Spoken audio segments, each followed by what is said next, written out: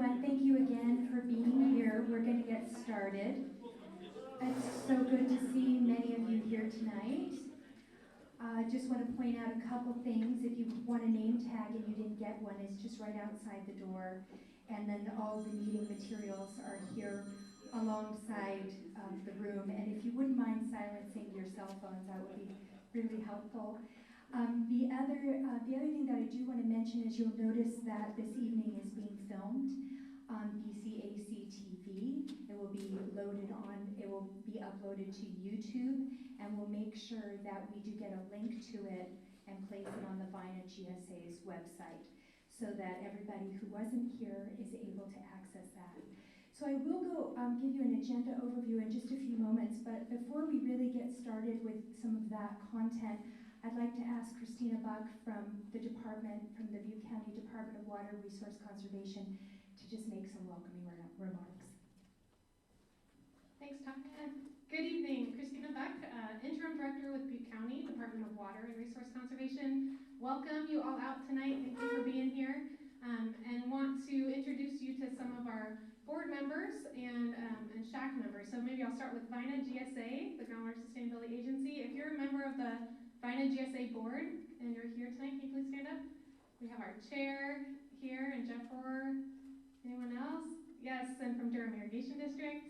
So thank you for being here. And then from the Rock Creek Reclamation District GSA, if you're here, we know Chair Crane is here.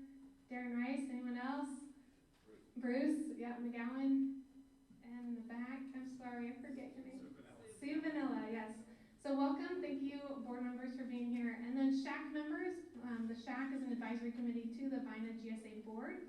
If you're here tonight, thanks for standing up. Yeah, stand up and wave. So these are members of the advisory committee, and find them afterwards if you want to talk to them more about those committee members and meetings. So we've had a lot of work to get here tonight. We've reached a really important and exciting milestone in the development of the Groundwater Sustainability Plan, and many SHAC meetings and many board meetings, and the result of public comment and input has led to this complete draft Groundwater Sustainability Plan that's now available for public review. And tonight's a great opportunity for you to hear an overview of what's in that plan and also provide public comment and feedback that will be captured to potentially revise the plan, and we're shooting for adoption by the end of the year in December. So a couple things I want to highlight before we jump into tonight's topic and touch on two important topics in water in our area that's not on the agenda, but might be high on our experience or concern list right now. So the first being drought, right? We find ourselves in the midst of this planning process in an extreme drought, both for our county and throughout the state of California. And it's challenging because you'll see that this draft plan doesn't directly capture the current conditions and what we're experiencing with regards to this current drought right now. And although the planning process does account for and take into consideration droughts, historical droughts, as well as projection of what possible future drought conditions may look like, it is not a drought response plan, right? It's a long-term regional planning document to tackle groundwater sustainability. And so the current drought emergency is being addressed by actions of counties and cities and other local agencies. So Butte County does have a water filling station. We know that a number of wells have gone dry, drinking water wells in the valley as well as in the mountain and foothill areas. And there is an emergency filling station, and details of when that's open and how you can bring your own containers to fill potable water is on the county main homepage. So we encourage you, for drought information, check out Butte County homepage, and you can scroll down and find our link to the drought information page, and there's lots of information and resources there for drought. So although the GSP will help us weather future droughts better and build resiliency, it's not a planning process that is reacting or responding to our current drought emergency. And then secondly, the other big topic that certainly is in the water conversations here in the county right now is the proposed Tuscan Water District. And so you should know that that's also not on the agenda tonight. And the VINA GSA board has decided at this time to not provide comments to LAFCO. And so that discussion and process is in the Butte County LAFCO process. In speaking with Steve Lucas, he let me know that it would be at the very earliest, they meet monthly. At the earliest, they would be addressing that topic in November. But I encourage you to keep an eye on the ULAFCO webpage for the latest on the Tuscan Water District proposal and how that's working its way through the decision-making process, which is under LAFCO. So with that, I want to also mention that we did schedule, given current events and COVID situations, a online workshop for next Wednesday. So this same workshop will be occurring via Zoom next Wednesday, October 13th at 6 p.m. and encourage you or others that you may know that weren't able to come tonight to tune in and participate and provide feedback that way. So with that, I'm going to turn it back over to Tanya. Thank you for being here. We look forward to the discussion, your comments, and presentations tonight. Thank you very much. Thank you, Christina. And to introduce myself, I'm Tanya Carlone. I'm a facilitator with the Conceptual Institute. I've been working in about 8 subbasins in the northern Sacramento Valley, I suppose since the beginning of the Sustainable Groundwater Management Act. It's been since 2015. And so I've been glad to be here with all of you for this whole process. And it is sort of a momentous moment here where we have a draft groundwater sustainability plan for our discussion tonight. But before we move on to that, there are a few things that I'd like to discuss with you. Let's go ahead and start with just an overview of the agenda. So in a moment, I am going to give you sort of a background on the Sustainable Groundwater Management Act. I know many of you it's been daily fare for you. You know what SGMA is, but we never want to make an assumption. We hope that there are people, and we know that there are people who are going to be coming into these discussions new, so I will spend a little bit of time getting us grounded in SGMA.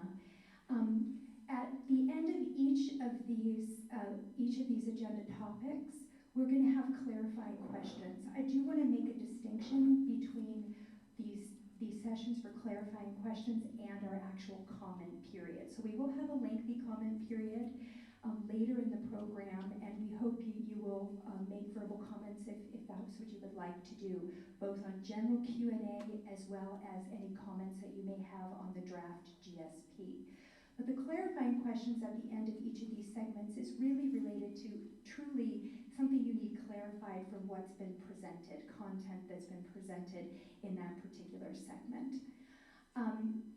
After that initial background, we have 2 of the consultants from Geosyntech, the consultant who has been working with all of you to develop the Groundwater Sustainability Plan. And so Joe Turner and Amir Hussein with Geosyntech will be here to present on the GSP components. And then as I mentioned before, we will segment this, so after each chapter, we'll stop. We know it's a lot of information, and we'll take clarifying questions. And then we'll move into, as I mentioned before, the public comment period, which we hope will be on track, and we'll have about 40 minutes for your comments. I'll just mention, I want to give a quick overview of the materials. I met many of you when you came in and gave you an overview of these materials, but just want to make sure that you all know what we've got for you today. Aside from the agenda, we developed this, what we're calling this draft Groundwater Sustainability Plan brochure. And what we've attempted to do in this, on the first page, you'll notice it gives you the information on how you can submit written comments up until the end of the comment period on this draft GSP, and that's October 19th. And so you have that information there, and we will review it in today's presentation as well. And then you'll notice that we do attempt to at least give you a high-level layperson's overview of each of the chapters of the plan. And then it gives you links on information about how you can access the full plan. In addition to that, we've provided you with just some general information that the Farm Bureau put together some good SGMA overview brochures. There's some information about private well owners and drought preparedness, even though we're not focusing on that today. Given how extreme the drought is, we want to provide that information. And then I just want to make a distinction between what's something that's called a comment card and something that's called a speaker card. So the comment card is if you would like to submit written comments that will be put into, they will be put into the record and documented documented, please use this thing that says comment card, and then we have a couple of baskets around the room, and you can drop them there, and then we'll make sure that it's documented. I'll distinguish that from the speaker cards, which is, this is specifically for people who would like to either make verbal comments yourself or have your comment read aloud in the room this evening during that comment period. And so if you don't have a speaker card, they are on this table, but we'll also, right before the comment period, we'll make sure that we have a couple management committee members who come around and give you these speaker cards. And we'll make a call for them, and we'll call you up in the order that we received your speaker cards. That's just a little bit of the lay of the land. And then if you're able to stay after the more sort of structured part of our presentation, after the comment period, staff and consultants will be at the back of the room, where many of you may have had a chance to look at some of those posters already, but they'll be back there and be able to talk to you and answer any questions you have. And we plan to do that until 8:30. We know we have to be out of here by 9 because we've only rented it till 9. We'll see where we are, but we do hope that we'll have some time to mingle afterwards. Okay. In terms of how to participate, I think I've already mentioned that, but let me just put a little bit of a finer point here because it could be confusing. As I mentioned before, we will call you up if you want to make comments during the comment period. However, if you wanted to ask a question, a clarifying question after each of these segments, you can just raise your hand and I'll just call you up. It won't be as structured as the comment period itself. Just want to make that distinction. And there are a lot of us here, and so if you can keep your comments within 3 minutes, we'd appreciate that. And so if you have more than one question or comment that you'd like to make when you come up to the microphone, please just try to make your overall comments within 3 minutes. I've mentioned the comment cards and your opportunity to talk to staff and consultants after. It's getting a little warm in here, isn't it? Yeah, just noticing that. So then just a quick overview here of the Sustainable Groundwater Management Act, known as SGMA. So you'll remember in the last drought in 2012 to 2016, before that, groundwater was voluntarily managed. And in 2014, with the passage of the Sustainable Groundwater Management Act, it became a requirement. And the law was signed in the fall of 2014 and became law in January of 2015.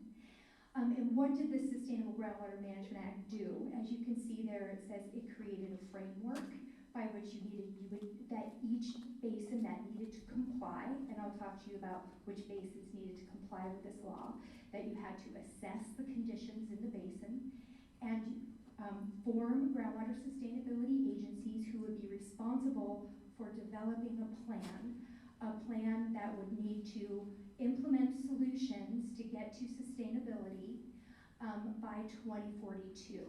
And so some basins need to get there by 2040. Those are critically overdrafted basins, but these basins in the northern Sacramento Valley, including the VINA Sub-Basin, needs to get to sustainability within 20 years from the submission of your plan.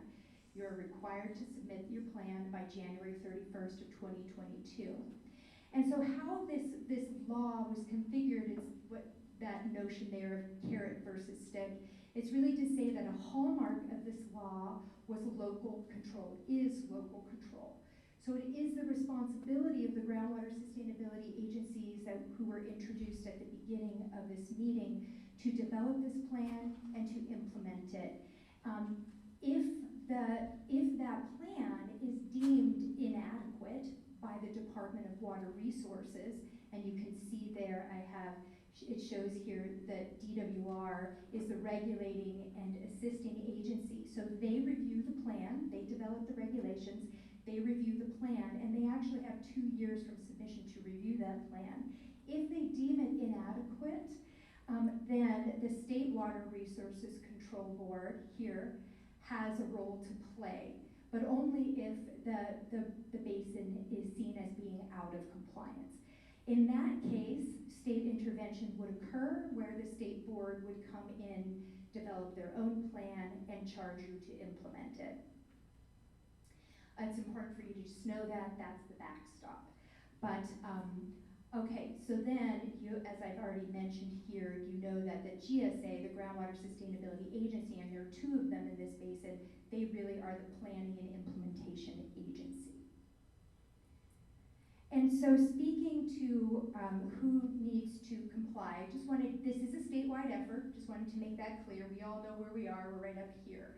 The colors signify orange, high priority, medium is yellow. These that are sort of faded out, these are critically overdrafted basins. They needed to submit their plan in 2020.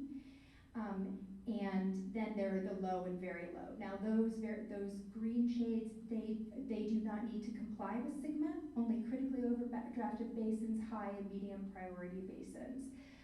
But you can see it's a statewide effort. And here we are, right up here in the VINA subbasin, and you can see the green signifies the VINA GSA, and the yellow here signifies Rock Creek Reclamation District, which is the other GSA in this basin. Just to make clear that these two GSAs have maintained their own authority, but they're working together under a memorandum of agreement to develop one plan for the basin. And if you've been to some of the board meetings, you'll notice that some of them have been joint board meetings, and to demonstrate that they have been working closely together. And this is just a shot out of that Farm Bureau brochure that's over there. I just felt like it was a really nice illustration that shows you sort of what this path to sustainability looks like. And so I won't go over the details, you can look at that on your own, but just to say that we're here, and we know that in 2022 the plan needs to be approved to meet that regulatory requirement. And something that's also built into the regulations is that every 5 years along this path to sustainability, the plan needs to be updated. And so every 5 years you take another look. And so what's really important about that is that you're going to hear tonight about some of the information gaps that exist, that we don't know everything about the basin, right? And so you'll be able to apply an adaptive approach as you learn more, and of course as conditions change. And it's not only every 5 years. The GSAs are also required to submit an annual report. So every year, and actually the first annual report is due this coming April, just a few months after the plan itself is submitted. And I've already mentioned this, but just so you can see it again here, that these are the two groundwater sustainability agencies working together to develop one plan. And you've already seen a map of how this is Rock Creek, and then the rest of this is in the jurisdiction of the VINA GSA, which, by the way, the VINA GSA is a joint powers authority, which is comprised of 3 member agencies. That's Butte County, the city of Chico, and Durham Irrigation District. Okay, and just to say, you probably won't be able to see this very well. This presentation, though, is online, but wanted to mention that here we are in October at this workshop. Christina has already mentioned that there will be an online workshop on the 13th. And so we hope that you'll let folks know who aren't here today that they have another opportunity to provide comments on the draft GSP. The public comment period does end at midnight, 11:59 on October 19th. And then the work will be to take those comments to figure out how to respond to them and incorporate them into the plan. And then there will be there's another opportunity. You know that there are board meetings that are also opportunities for you to learn more about what's happening with this plan. And I wanted to mention here that November 4th and October 19th are also the Stakeholder Advisory Committee of the VINA GSA will be meeting, and those are public Brown Act meetings. That's another opportunity for you to be involved. And then November 15th will be a public hearing for the final GSP. And then December 15th, the boards will meet to consider adoption of the GSP, and the regulatory requirement is that by January 31st, it must be submitted to the state. And I already mentioned that then the next implementation piece is to almost immediately thereafter start working on the annual report, which is due on April 1st. And you have the same information that's on the screen, and I won't go over it in detail because we have included it on that handout. That is the GSP overview brochure. The first page gives you the same information, and this is how you can submit your comments by 11:59 on October 19th. So I just want to stop there for a moment to see if anyone has clarifying questions about the Sigma overview or how to make comments, just what I presented on. Anyone who would like to make comments, and I'll go either side of the room. Please do come up to the microphone so everyone can hear you, and I'll start with you, Jim, and then I'll come over to the other side of the room. I would like to know how the comments received tonight and the written comments will influence the final formation of the GSP. Thank you, Jim. And could I ask Christina and Joe and Amir to come up so that you can answer these questions? Thank you. Yeah, I can answer that one.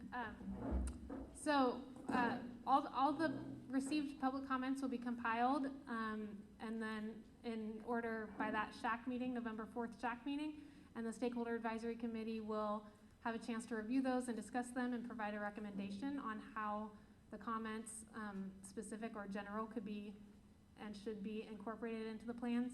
And then at the November joint board meeting of the GSA boards, they will provide direction on revisions that they would like to see based on public comment. So then those revisions will be made and the final plan will go to the boards in December for adoption.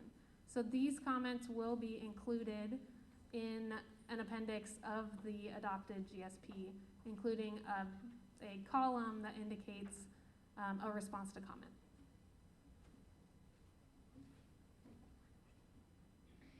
I believe there was another clarifying question. Thank you, Christina.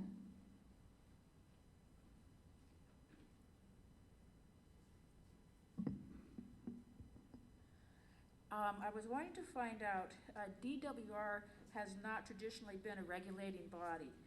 So when and how is this authority granted to DWR?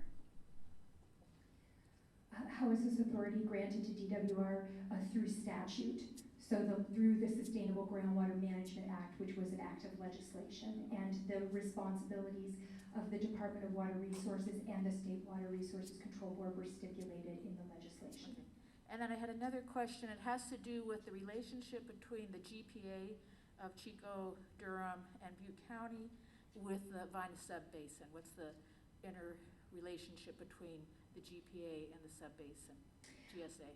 Oh, I'm sorry if I didn't make that clear. The VINA Groundwater Sustainability Agency was formed through a joint powers agreement, and it's 3-member agencies. So essentially, they're one and the same. So that has gone away.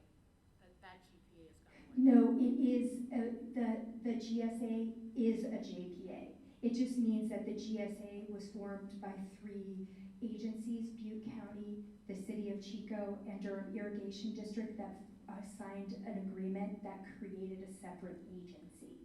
So I know it's like the alphabet soup of all of this is really confusing. Are there other clarifying questions just from the overview presentation? Yes, please come on up.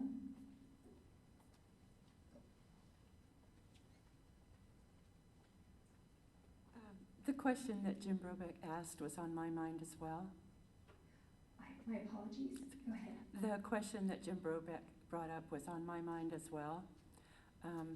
You know, I don't really have a lot of confidence in the process of commenting on issues like this. We sat in a meeting before the Board of Supervisors last week for 5 hours, and there was little to no discussion about all the concerns that the people had. So I would just like to put that on the record, that I really don't have confidence in the process. Thank you, and I just want to let you all know that we are documenting all of your comments tonight. Anyone else want to speak before we get into the actual plan itself? I'll go ahead and turn it over to, I think Joe Turner with Geosyntec is going to start us off.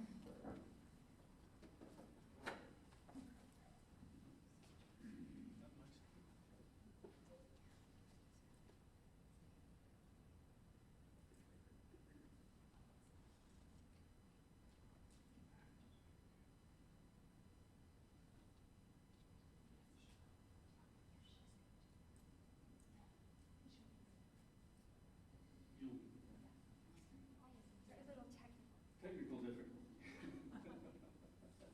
Well, hi everybody, my name is Joe Turner. I'm the principal hydrogeologist with Geosyntec. I'm also the project manager for the contract. And I want to kind of go through a brief just overview of the GSP, kind of giving you guidelines on where to go, what to read, where to get information. We'll get into a little detail, but not too much specifics. Just want to help you read the document and move through. So we can go to the next slide. So here's the plan and here's the different chapters. If for those of you that just want to get a 10,000-foot view of what we're saying in the document, we have an executive summary that will go through everything that the documents say. You can get that. That might help you focus on where you want to go in the document and which chapters you really want to look at. Then we have the other chapters I'm going to talk about more in detail, 1 through 5, and we'll keep going through them. We can go up. Go up. There we go. Technical difficulty is they only got the PDF, they didn't get my PowerPoint, so I have to do this a little differently. You got it going?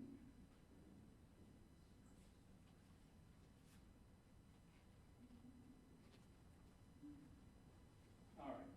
So chapter 1 you've really heard about, and let's go to the next slide. This kind of gives you the plan details. You've already seen this figure a couple of times of the 2 GSAs. But it's also going to give you other information. You'll see things like what's called the management areas. And those are 3 distinct, decided to divide the basin up into 3 different areas based on distinctions of those areas of what goes on jurisdictionally so that people can make decisions based on those areas. And from the colors you can see we have what we call VINA North, VINA Chico, and I just use the pointer, right? So VINA Chico's right here and VINA South. So as we go through things, we come up to what we call criteria, and we're looking up setting numbers. We're kind of dividing them between those 2 areas. You have the Chico, which is more of an urban area, and then the south and the north have their differences with the agriculture and which goes on in those areas. In this chapter, you'll also find contact information, who's running it, other programs that's been done in the area, things like how many, overall land use and well densities and things like that. So it's kind of a chapter that gives you the overall view and what you're going to see in the basin. Let's go to the next one.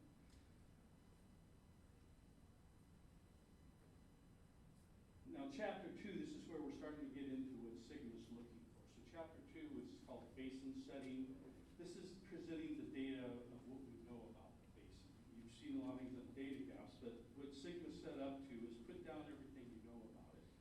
How do we know water's moving, or if we don't, we're also identifying what we don't know, and that's critical for planning forward. But we're trying to get a document that says, how do we understand the basin today? What does it look like? So we can start setting up programs and ways to get it to sustainability in 20 years. Before I start going into details, one thing about your basin, it's relatively stable. We haven't had a lot of decline in groundwaters. We do see groundwater levels going down over the past 20 years. But what we call the storage number or decrease, how much water's been lost, we're talking about 10,000 acre feet per year. That's what our estimate is. So overall, we're not in those bad conditions, but we want to make sure we come up in plans where we don't get like the southern basins. The Weir's working on several basins in the south, and just give you a comparison, their numbers are like 200,000 acre feet. So that kind of gives you a comparison of your basin versus basins that are actually having a lot of problems and really need to get under control. So let's go to the next slide. A little higher? Gotcha. Sorry. So In chapter 2, like I said, it's kind of broken up into different things. The first section you're going to see is called the Hydrologic Conceptual Model. And this is where we're going to talk mostly about the geology, what we know. You'll get topography, the geologic formations, all the stuff that I love to read and write about, you know, the cross sections of what we know. I'm going to talk a little bit about what's important, the principal aquifers and aquiters. And aquifers are the formations where the water's stored, and then the aquitards are those formations in between that can confine water movement between different areas. And then I'll talk a little bit about the data gaps and what we need to find out more as we move forward in this process. So the next slide. So on the HCM, what we've seen and how we've looked at the data we have to date, we're calling the basin that we really have only one primary aquifer. And that's important because when we call it a primary aquifer, those are where we have to set up what you'll see later, the management criteria, and set up the numbers. If we said we have 2, we'd have to be setting up those numbers for each of those aquifers, not just one. So this cross section, a lot of you, I think you've seen studies, you got a lot of really good data on hydrostratigraphy. You had what was called this airborne electrochromagnetic survey that gives us a real good understanding of the stratigraphy in the area. And these colors up here are kind of the cross sections. Those are the permeable areas, and the blue are the fine grain areas that the water doesn't move through. Can you go back? So just from what we see, you know, we have one primary aquifer. It has several geologic units, various aquifer zones. So we have zones that might have a little bit different connection, and water might leak up between those areas and everything. And then the groundwater goes, and it varies from the northeast to the southwest. Now the next slide. Now what we've seen and what we've listed as data gaps, or we need more monitoring to fully understand everything. So as this goes through the next 20 years, we're going to need more monitoring systems to help us out as we move forward. We also really need to further assess the interaction between the rivers and the groundwater. You're going to see why when I get into the management criteria and what we have to do. And we want to assess more about the groundwater recharge, and we have several of the projects you'll read about that's been proposed to do that. And then, you know, also the field testing, understand more about recharge. And then they've also proposed to do more of flying the helicopter around your basin and get more of that data to get a better 3D dimensional understanding of your aquifer. Also in chapter 2, you're going to see groundwater conditions. In this section, you're going to see things like the current and historical conditions, what groundwater trends are. If we had any, we talk about seawater intrusion, but we don't have that in this basin.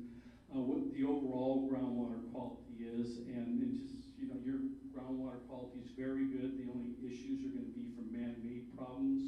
A lot of basins have naturally occurring problems. We would have to assess and take account for and do things if they were naturally occurring. But in the case of man-made, we just need to keep track and make sure we're not making them worse. There's other agencies taking care of those issues. Also land subsidence, that's not an issue in the basin, so we just need to keep track of things and make sure it doesn't occur. The next 2, I'll talk a little bit more about the interconnected surface water and the groundwater dependent ecosystems. Next slide. So groundwater trends, as kind of said at the start, even though, you know, we're pretty good on storage and everything, we have seen a decline in water level trends over the past 20 years. This graph just kind of gives you that downward trend that we've been seeing in a lot of the areas. So we do need to do something because we don't want that trend to continue as we move forward. If we just let it go, then we'll start getting like the other basins in the area. So we need to take account for that and do something about that.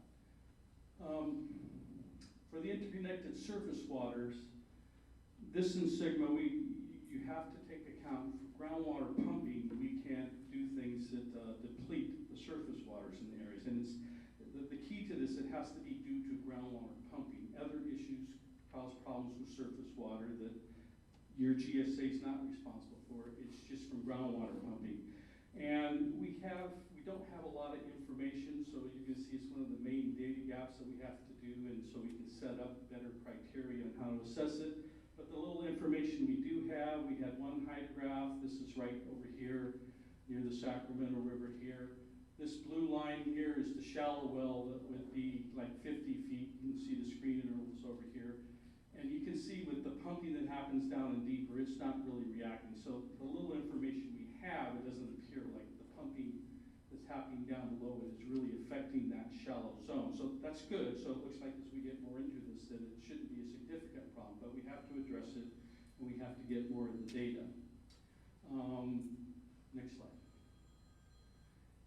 So the other thing is kind of related to that interconnected surface waters, but not in all places, is groundwater dependent ecosystems. It's just not about groundwater for uses for drinking water, other beneficial uses. We also have to take into account the ecosystem. So the county has done these maps, and you can see the colors here. The green are where there's likely GDEs, and the yellow areas that aren't likely. And then they have these other one with the Valley Oak that's kind of a different issue. It might go deeper, so it might have other issues and related directly to surface waters that we have to take account. This is another item that we don't have the systems that are currently in place, so we set some things up for the interim, but we need more data to assess what's going on with that issue also. And then the final thing in chapter 2, if you're going, is what we call the water budget. And that's our best guess on how much water do you have and what's coming in, what's going out. So this was done through using what's been around in the basin, the Butte Basin Groundwater Model. This was used to set up the water budget, and they, in this you'll see how they looked at the hydrologic periods, and that's just, wet years, dry years, things like that. I said we used the model, and then the assumptions that were used, and this is important because there's a lot of assumptions, but it's our best guess of what the water budget is today. And then the other important thing is this isn't static. Numbers you see today, what we're saying, these get evaluated every year, and at a minimum every 5 years we have to look at it and say, do they need to be changed? But you can change it earlier in that. It's just a different process. So don't look at these numbers that we're giving as something that is going to set in stone. This is interactive. We need to get the data, and we need to keep changing that makes sense. You get the estimates. The two things I'll talk a little bit about is how we looked at overdraft and then the sustainable yield estimate, and I'll get a little bit in that. So next slide. So the decrease in storage, that's how much do we think water's been going down in the basin over the time period from the data we have. So looking at that and sustainable yield, and I just kind of put the definition because I want to make sure that's just the maximum quantity of water that we calculate that you can pump out of the basin without having water levels go down. So that's what sustainable yield means. That's what we can pump at, and water stays where it's at. And these numbers were made over averages. There were some where we're looking at time periods 20, others 50. So when you read the document, you're going to kind of see different numbers. But that's kind of assessed on the averages of those different time periods. What we're using as the numbers we're reporting is the annual pumping. We're mostly looking at what have we estimated to be for the last 18 years, which is that 243. As I said before, the decrease, that number, we had values from 1,000 up to 30,000. That's a lot of different variables that go into that. So we put the number kind of in the middle around 10,000. So you basically take that number, subtract the 10, and your sustainable yield would be 233 acre feet per year. So it's a lot of gallons, but get into units. But those are the units we're using, acre feet per year, and that's what that means. And then just the other thing on accessible storage, you'll see in the basin in the stratigraphy that the aquifers are going down in many of the areas much more than 1,000 feet where there's water that could be used. Most of the wells are less than 750, actually a lot of them are less than 500. So right now the water that's being used is not going down to the full part of the basin. So that's the accessible water we have. I mean, it will pull some water up, but mostly it's going to come from water at that level and up. And that's kind of chapter 2, so if there's any clarifying questions for that chapter. Is Rock Creek its own management area, and do all of these things also apply to Rock Creek or not? Rock Creek is within the VINA management area. They're part of it. They're their own GSA, so the portion that's the GSA, and correct me if I get anything wrong, Christina, on the actual management, but they're within the VINA North area. Their agreement, they're running one GSA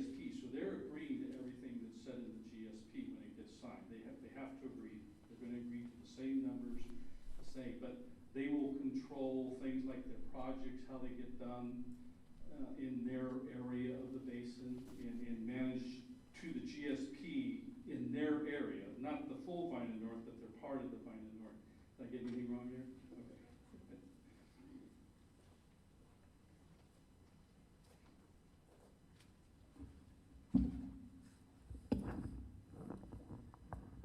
The Butte Basin Groundwater Model has uncertain capacity to quantify subsurface groundwater flow out of the subbasin. And the Butte County Drought Task Force recognizes that groundwater extractions outside the VINA boundaries may have enduring cumulative impacts on VINA's water budget. Given these data gaps, are you confident that the model being used to characterize the VINA water budget is a reliable foundation to achieve sustainability and form this plan? You want to comment on that first, or do you want me to? You go first. Okay. Yeah, so what I think Jim Brobeck is referring to is that the Butte Basin Groundwater Model that's being used for this plan is covers the extent of the VINA subbasin. It goes further north as well as further south, but its western boundary is the Sacramento River, which is also the western boundary of the VINA subbasin. And on the other side of the Sacramento River is our neighboring subbasins, the Corning subbasin, and to the south of us, the Butte subbasin. So it definitely has limitations in capturing dynamics of flow across that boundary, which is also a subbasin boundary.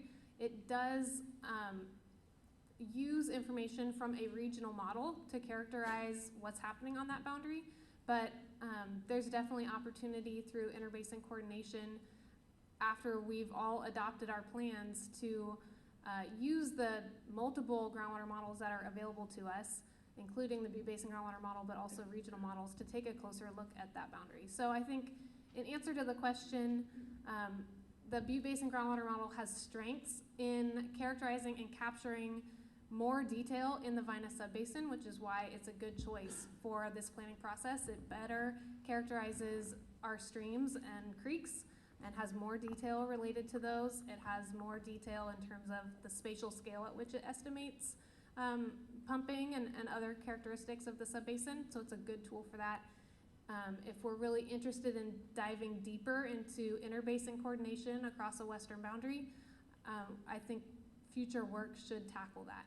But that boundary flow is only a part of what we really need to pay attention to achieve sustainability. So I'll just leave it there.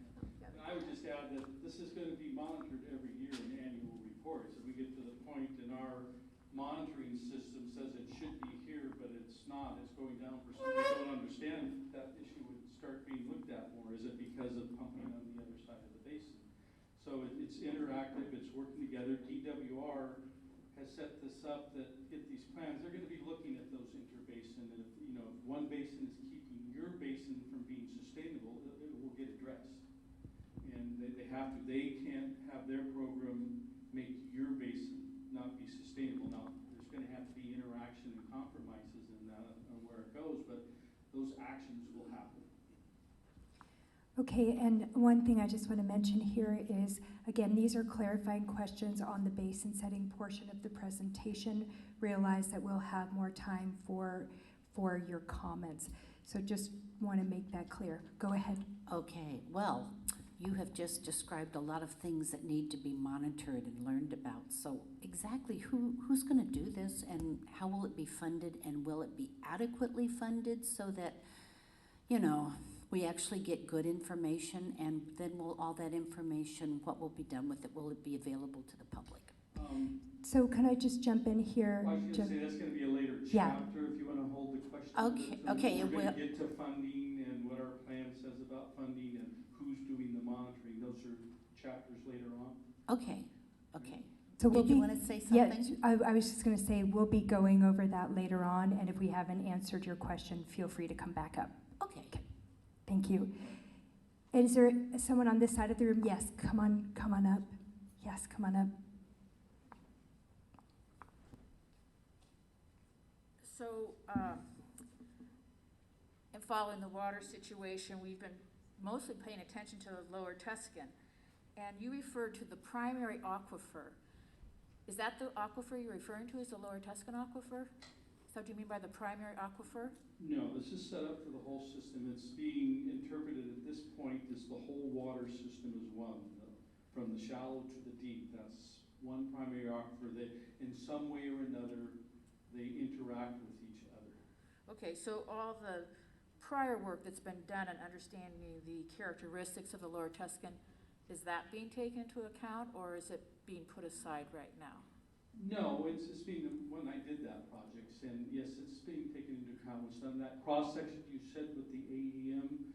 I worked with Todd Green to take the work out of the Tuscan to help him identify the formations in that cross-section that you saw up from the AEM study. And then my second question has to do with the definition of sustainable yield. Is that that the water that comes in naturally is equal to the water that is being taken out? Is that what sustainable yield? No, it's more the water you can pump out without water levels on an average going down. If you pump that level, then we'll keep water where it is. Now, obviously, it's not going to be year to year, but over an average, that basically if you pump it, we're saying right now, if you pump it 233,000 acre feet per year, you were pumping it 243 acre feet per year, and we were losing 10,000 acre feet out of the aquifer. So if we pump it 233,000, then we won't be losing any storage out of the aquifer. Okay, so and again, that's an estimate. okay, and so we're assuming that it's replenishing itself.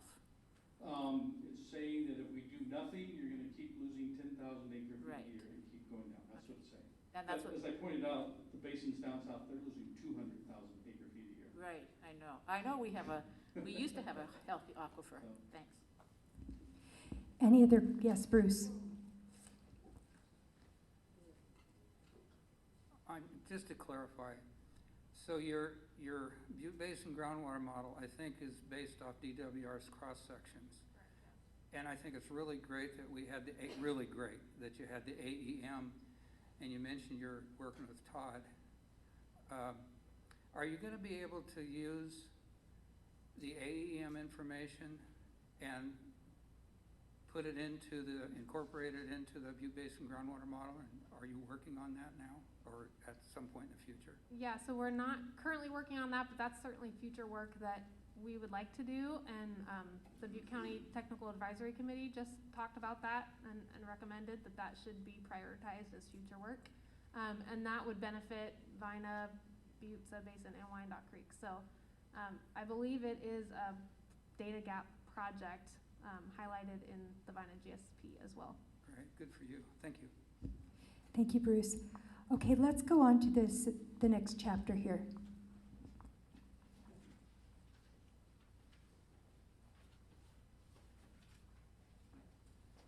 All right, so chapter 3 is called the Sustainable Management Criteria, and those are tracking the conditions. How are they going to be tracked? What the numbers are, what we're going to be looking at, how are we going to report to DWR that your basin is going to be sustainable in the 20-year period. And as we get through this, we're going to present numbers. There are our best guesses now for where we want water levels to be, where we can go, and how we're going to monitor it.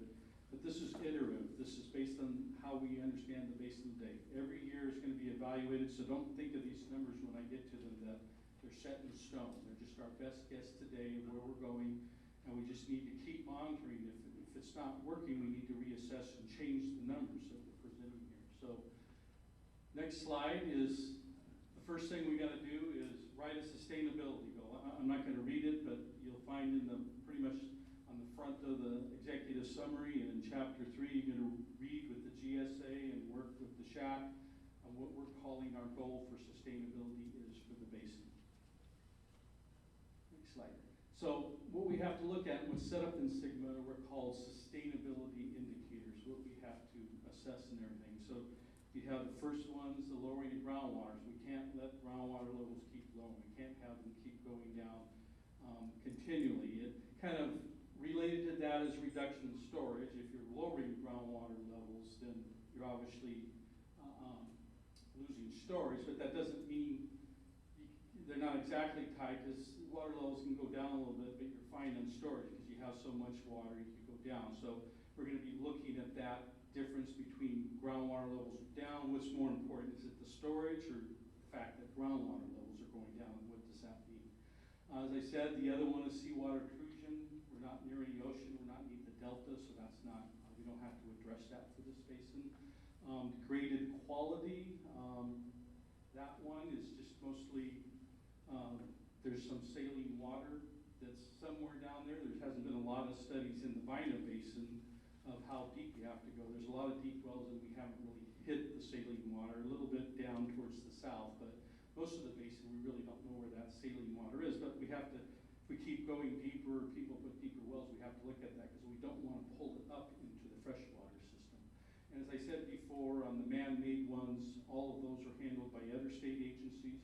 We just need to keep track. We can't start pumping somewhere and pull their plume into different areas. So they have to work in coordination with those agencies and make sure things you're doing for groundwater supply don't make those issues worse.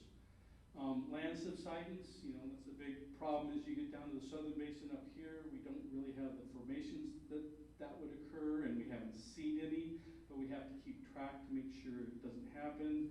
And again, it has to be related to groundwater pumping. You can have subsidence for other issues, so we only have to address if we start seeing subsidence related to pumping groundwater. And then surface water depletion. We were gonna kind of change that when you get that's interconnected surface water, but we have to address pumping groundwater and does it take water out of the surface water. Now, there's a lot of things that affect surface water. We're not responsible for the flows coming out of the reservoirs, how much water is in there. If it's a dry year with the water in, we only have to address pumping groundwater and how does it affect surface water. Next. So just a little bit more terminology you'll see. I'm using groundwater levels as an example, but you're going to see what we're calling the measurable objective. And on this graph, that's that green line. And for groundwater levels, that's where we want the water levels to be. That's where we're setting up. When you see a number, we want the water levels to be there. The minimum threshold, this is where you never want to get. You don't want to.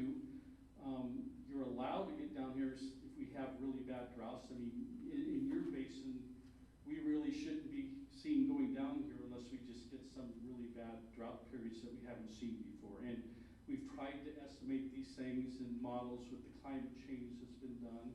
And so we're trying to take that into account. But that's this number here. We always want to be up here, but we need this margin of operational flexibility. We can't just be saying every time you're below this green number, you have an unsustainable condition or an unreasonable outcome, because then you'd always be fighting that. So you have this operational area that, as we're getting here, you come up with projects or management actions to make sure we always get back up here. So you might see coming down here in droughts, but when the droughts are over, we've got to get back up to that number.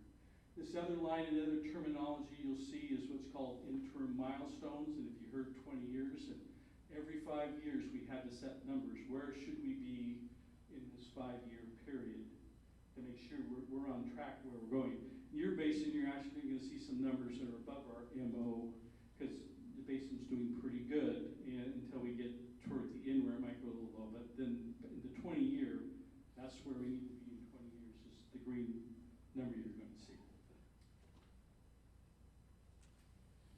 So how did we set it up for groundwater levels for this basin? So for the MO, what we did is, you see that we have these ups and downs, you know, the drought periods and non-droughts. We kind of looked at it, looking at it's important to us more in the droughts going down, but we also needed to give us a little bit of time. We didn't want to start out right at where we're at because we have no projects going on. So we wanted to give us a little bit of flexibility so that we didn't have to commit to a lot of funds right up front to be paid. So what we did is we did a trend line on these low lines and projected it out to 2030. And that's how we set our MO line. So this green line for groundwater levels, and as you see when I get to the next chapter, it's at each of these monitoring sites that will have a different number for each of the wells. So they'll be set for each well in each of the areas. You know, this is where we're saying we want the basin to be at to be sustainable. And you can see with this trend, if we did nothing, what we're seeing everything, if we left it and did nothing by 2042, we're going to be below that number. So that's going to set up the chapters later on that Amir's going to talk about projects and management actions. What are we going to do so we don't get down there?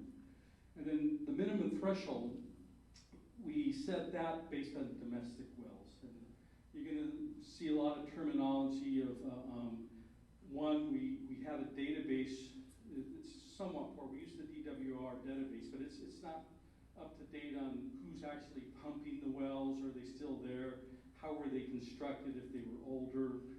You know, are they just been too shallow that they're, you know, really not sustainable at that point? Other things, people might be having problems going dry that's not related to water levels. It could be poorly constructed. They haven't rehabbed the wells, so they're losing water because the well's not in good condition. So we wanted to take that into account of not having the greatest database, but you're going to see things like we went to the 15% of the total depth, and that's not, we termed it a little bit differently for the VINA Basin, but there's a certain amount of wells that we're filtering out. It's not to say we want people's wells to go dry. We're trying to use the data as best we can and get to a level that we think is going to be protective of most people's domestic wells. So it's a lot of the ways we put it before, and I think we kind of presented it bad, is that this number's not meant to say we want people's wells to go dry. It's just the number we're starting at. If we get out there and we're having conditions and we're getting down there and that number's too low, then we're going to adjust it up as we go through with this. So just the intent is to protect domestic wells, and that was the primary objective we used in setting the NT was domestic wells. So we fill storage and everything, irrigation, there's plenty of water, they're deep. So we don't think that's the issue. The lowering of groundwater levels, what it's going to affect first is domestic wells. So that's what we applied our minimum threshold to try to minimize things that go on for that wells. And as you get further again into Amir's sections, a lot of the management actions and projects are geared towards, well, if we get to those conditions, how can we help out and make sure people aren't being affected by their wells going dry? Also for this, as I said, reduction in storage is not really a problem. So if we keep our water levels here, these SMCs are the same for reduction in storage. Same with land subsidence, that you're not going to get land subsidence of groundwater pumping unless you pump down and we hit certain formations that might have that problem. So groundwater levels are going to be the values we use to assess that. And for surface water depletion, we're just using it as an interim. That's a real data gap. We really have no idea how the surface waters react with the groundwaters. The plan sets up a framework to get that data so that we can develop better SMCs in the future, and that's something that needs to occur for the area is that work. Our best guess today is, you know, the issues are going to be along the Sacramento River and maybe on the other creeks. Getting there, the upland streams don't seem to be connected to the surface water. If they're not connected, we don't need to set any SMCs, but we need to get the data to provide that and document that to DWR that that's the case. So we have the framework, we're using groundwater levels currently is just the proxy in that period. So for groundwater quality, as I said, our concerns for pumping and naturally occurring is that saline water that's deep. You're going to see when I get into the monitoring systems, I'm picking wells that are at the deeper part because it's going to be pumping and pulling it up, so that's where we're going to keep track. It's basically saline. The value we're going to be looking at is what's called specific conductivity. That's kind of the electrical contact of the water, but that's an assessment of salinity in the water. There's two values. This is a value related to total dissolved solids. Also, you can make a direct comparison between those two numbers, but the county has been measuring specific conductance for a long time, so we have a lot of data. That's why we chose that number versus TDS, because we have a good track record of that value. So what we chose as our measurable objective is what's called the secondary MCL. That's maximum contaminant level. Just to give you what's secondary, you've seen things like primary, remember, where you have the contaminated sites where you have solvents. Those are values you can't serve. They have health problems and everything. Secondaries are more related to taste and odor. So there are things that you gotta address, do everything. 500, or excuse me, for the specific conductance, 900, and it's a unit called microsiemens per centimeter. won't explain what that is, but it's just electricity in the water that you compare. That's what that secondary maximum contaminant level. So that's what we said is our measurable objective. RMT is what's called the upper secondary MCL, which is 1600. We just picked that because between this area, if we ever got up there, you can still serve water in this area. It's drinking water. If we got above this minimum threshold, then you're going to have to start looking at some treatment options. So that's why we chose that. But just the other thing, here's all the data we have to date. You can see all the wells, and these wells are all over 500 or 700 feet down. We're way below even the measurable objective. So this should not be an issue. Unless for some reason in the future people start going really deep and maybe get near that interval. And that's just stuff you need to keep track of. We're going deeper. If we ever start seeing the saline water, we're wanting to keep track of that. Next.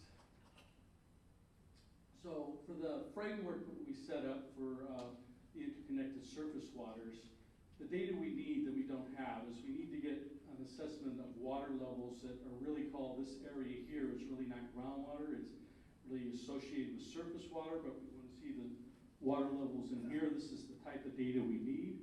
And then we'll want some wells in shallow water near this area so we can see the interaction. And then we also want some wells down in the deeper zone. So as we're pumping, how does it affect here? Are we drawing water down? Do we make the water go down in this area? And based on that data, we'll be able to set up the management criteria. Where do we want water levels to be up in this zone that we don't want it to go below, so that we're overly impacting the surface water. And I think I'm going to go to chapter 4 next, just because they're related. I put the two chapters together because that's setting up the criteria. Chapter 4 is how are we going to measure those things? Where are we going to measure them at? So next slide. So we really have two systems for the groundwater levels, which, as I pointed out, covers 3 of the other ones. We have all the wells you'll see here, and we do have them between the management areas. So we have the set of wells up here for the VINA North. There's a group of wells here in VINA Chico, and the wells down here for the VINA South. And then if you go into the report, table 3 is going to list the MOs and MTs for each RMS well, and table 4.5 will provide you the well construction details for each of those wells. Next one. Then we set up a different system for water quality. As I said, all these wells are deeper, and they have data. They're mostly the DWR wells that have the deep screens, monitoring points, so they're smaller screen intervals down there at the deep. And I believe there's 8 or 9 of them across the basin, 2 up in north, 1 or 2 here in Chico, and the rest down in the south. And then again, the MOs and NTs are the same for every well, and then the construction details you'll find in table 4.7. Okay, we'll just alternate, and again, this is a lot of technical information. I'm going to start with the person in the back on the right side, and then I'll alternate. You go ahead. No, the person in the back. He's coming up here. You. Yes, sorry.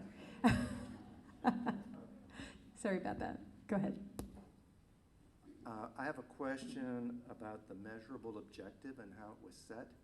It seems that one of the concerns that led to the whole groundwater sustainability issue is the decline in the aquifer over the last 20 years. But you're setting your measurable objective very low in a way that projects that we're going to continue to deplete the aquifer over the next 10 years before we really are concerned about it. I'm concerned about it now, and I think that your measurable objective is artificially low, and we should be looking at remediation activities now. So what's the thinking about how that was set? That's my first question. And the second one goes back to the 3 sub-basins.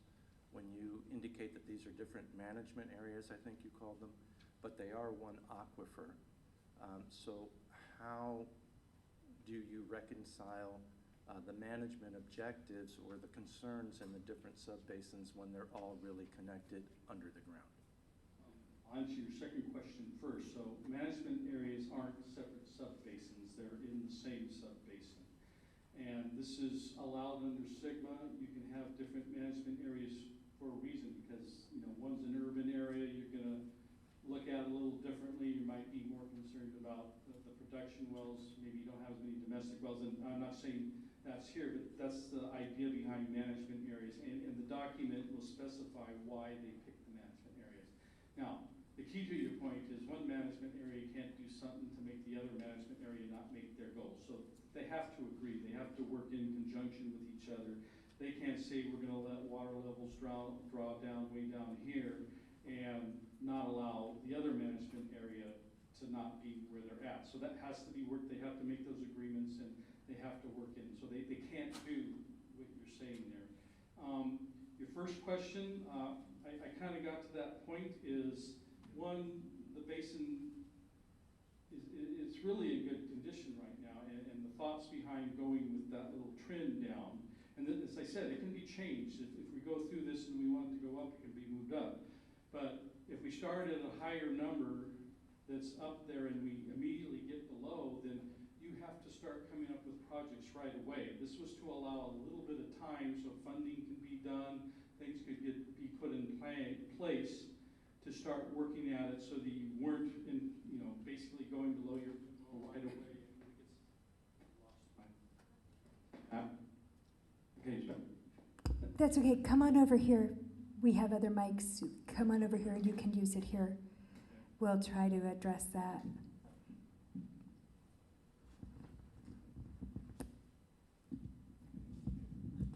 And then just the last thing, that the approach, several different approaches were looked at, and this was just working with the GSA and the SHAC, coming up with,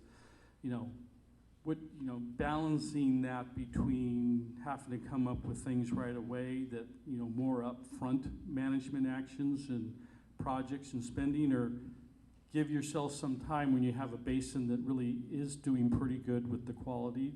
And again, as I said, if we go down there and we're getting down to that number and it's not working for the basin, then you can change that every year. Every year it has to be assessed. If we get down to a level and everybody's well's going dry, you're probably going to reassess that value, and then you will be doing those projects because you're going to set the number higher and you're going to have to get that water higher. So that's the reason of why we did that, is to give time to react to the legislation for the 20 years and be at that in 20 years. Did you want to add anything to that, Christina? No, okay. Okay, let's go one at a time here, and I believe you had a comment, a question. Come on up. A couple of questions, and one, you're talking about saline water, and what's the distinction between saline and seawater? How do you say saline water is not seawater that's Well, seeping the difference in this far? case is you have formations Yeah. that have water that have higher salinity. It's not seawater. It was placed with, they might be called marine sediments, so in effect the water looks like, but the seawater intrusion one is meant, those basins on the coast, they're pumping water and they're drawing the seawater in. If you look at the Salinas sub-basin, in fact, I think there's a graph back there of that basin of what's coming in. So that's to address all the coastal basins of not pumping water and drawing the seawater in. Right. The difference between, it's going to be less saline. It's not as high as saline, but yes, it's the same type of issue.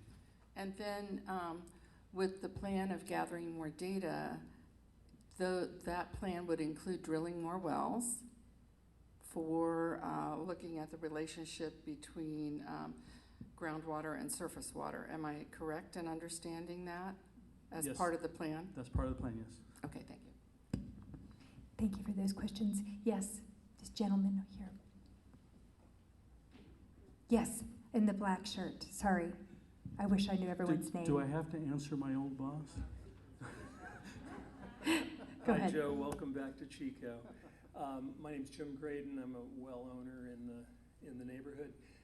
Question about the monitoring network. Looks to be largely California Water Service wells in the Chico management area. Yeah, those are what were picked mostly in the Chico area, yes. Okay, because I note that the screened intervals are not known or not shown in your data there, and I believe there are a lot more data points that one could draw upon with all the investigations that have been done in the basin?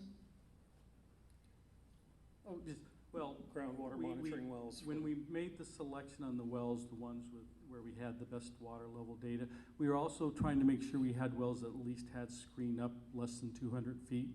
So most of those wells, and they're not reported, some privacy thing, I think it had to do with national security that they had restrictions for, was reporting their information. Oh, okay, I was But thinking we of did look at the remediation screens, yeah, we systems and such. do have the information. Okay. And we were making an assessment, tried to make sure we at least had a screen up in the 200 so that we're relatively comfortable that it's giving us the water level in that area. Just as an additional data point, my well is about a foot above your management objective right now, and in the area I'm in, if I understand the designations correctly, there's only a 20-foot area to work, operating depth there, and so I am replacing or putting in a new well to replace that, and I've got 3 or 4 neighbors that are contemplating the same thing, so we'll bring forward this kind of information. I think the minimum thresholds, management objectives are probably not protective enough. Right. From what I see. One of the things you saw as one of the data gaps, and one of the things that we put in this specifically is because we really don't have that good in them, is to do as good a survey as we can and get the real information. And once we get that data, those numbers will be re-looked at. Are they too low for what's out there? Or do we need some program out there to help people make their wells deeper? That could be the action too, Right. is help out with making the wells deeper. Am I allowed one more? Okay, Go ahead. I believe the TDS or electrical conductance numbers, I think you're giving away too much there. The current water quality is quite good, and I think that something more protective than the secondary MCL should be applied to that criteria. Okay, I mean, I make sure you make that as one of the comments so Yeah. we can assess that. Thank you. All right, thanks. Thank you. I'm going to go back and forth. So this side of the room, come on up. And then I see, I'm sorry, go ahead. I wanted to make sure I was clear about what your definition is of a shallow well. Shallow well? For the interconnected surface water? Right, really for measuring activity in the groundwater. What's the definition of a shallow well? I thought I heard less than 500 feet. That was for the deep wells for the water quality, because the Okay. saline water's at the bottom. Uh-huh. And so I picked wells that were at deeper depths. Okay. For the groundwater quality, we tried to pick and again, for the interconnected surface water, we're lacking on real shallow wells, but there's a lot of wells in that 100 to 200 foot interval. Some of them might actually go deeper, but they have screens around the 100 and 200. And average depth of groundwaters in most areas around the 50 to 100, something like that. So picking screens out zone should cover, where the water levels are at. And if they're going down, that's, the shallows, we're keeping track of what that shallow system is. And then regarding, when you're talking about the measurable objective, you're talking about the points that you're picking. And you said that we don't have any projects going on right now. And I'm curious about who we are, as well as isn't groundwater being pumped? I mean, people pump it for their domestic use, they pump it for their watering. So what do you mean by project?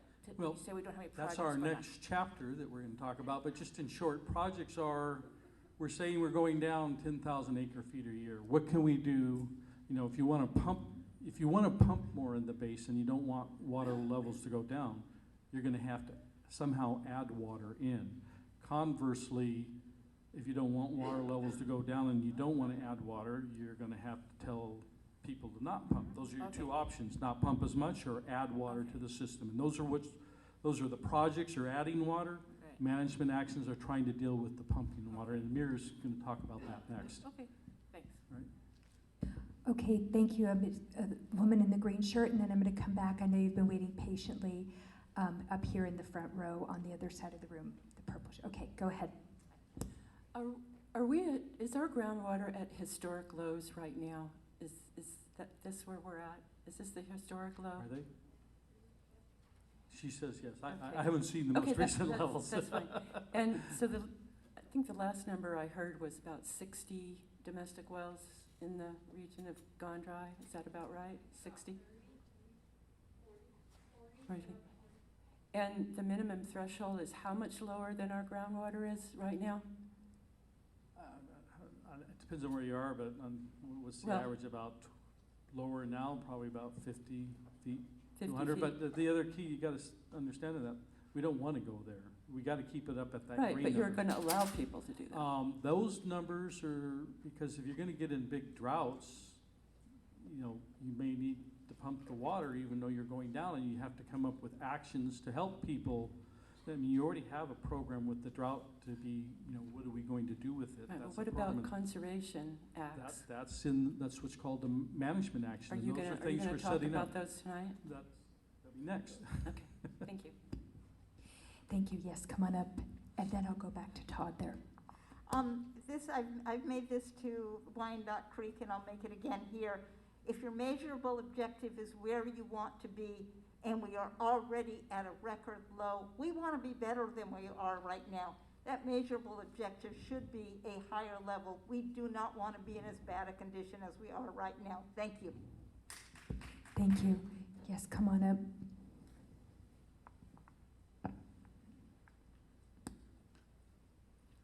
Yeah, I know it's a popular topic right now, but this measurable objective reflects desired groundwater conditions, and that's not what you're talking about. You're talking about more of a strategic objective, not a measurable objective that is desired. So I'm wondering, why not do it the way Butte Subbasin does it, where they take an average of historical ups and downs and use that trend line?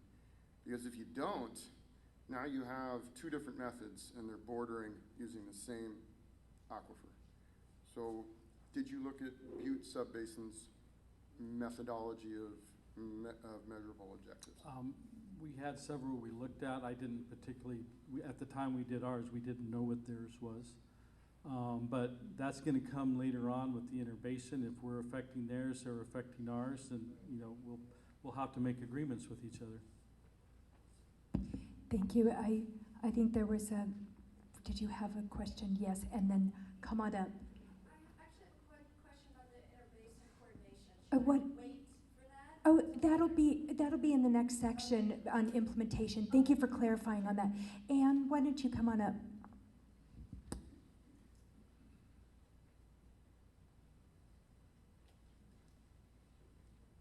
Joe, I'd like some clarification on the MT.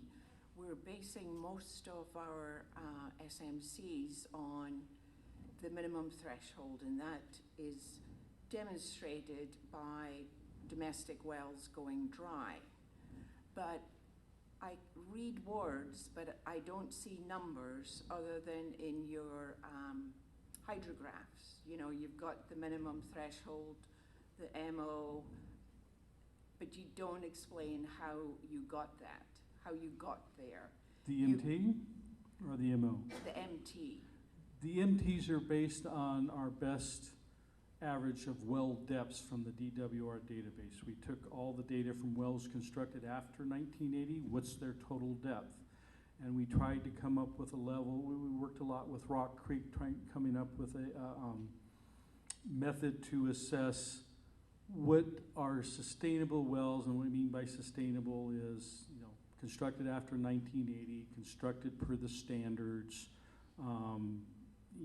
some depth interval that, what's the average? And, we're trying to keep a certain, we wanted to do a method and not just take the number out of the database, because a lot of those wells aren't used. And so we wanted to try to filter out wells that aren't used anymore and were just built shallow already. Yeah, and a lot of them might already be dry. So it's based on total depth of monitoring wells with a statistical analysis of where do we our best guess that if we go down here, we're hopefully not impacting most of the domestic wells in the area. Yeah, and that's what it says. You did it to preserve the majority of domestic wells. Right. But personally, I would like to know how you decided that. I haven't seen this 1980s database. By the way, my well went in 1958 and it's still working just fine, but I take it I'm not in that database because it's not sustainable. Can we please stop using this word sustainable in relation to domestic wells? A well is sustainable until it's not. Right. So. I again point out that Anyway, we made it a data gap, how you and arrived yeah. at that determination, because if we're going to modify this on the basis of further data, how do we know how to modify it if we don't know where we started?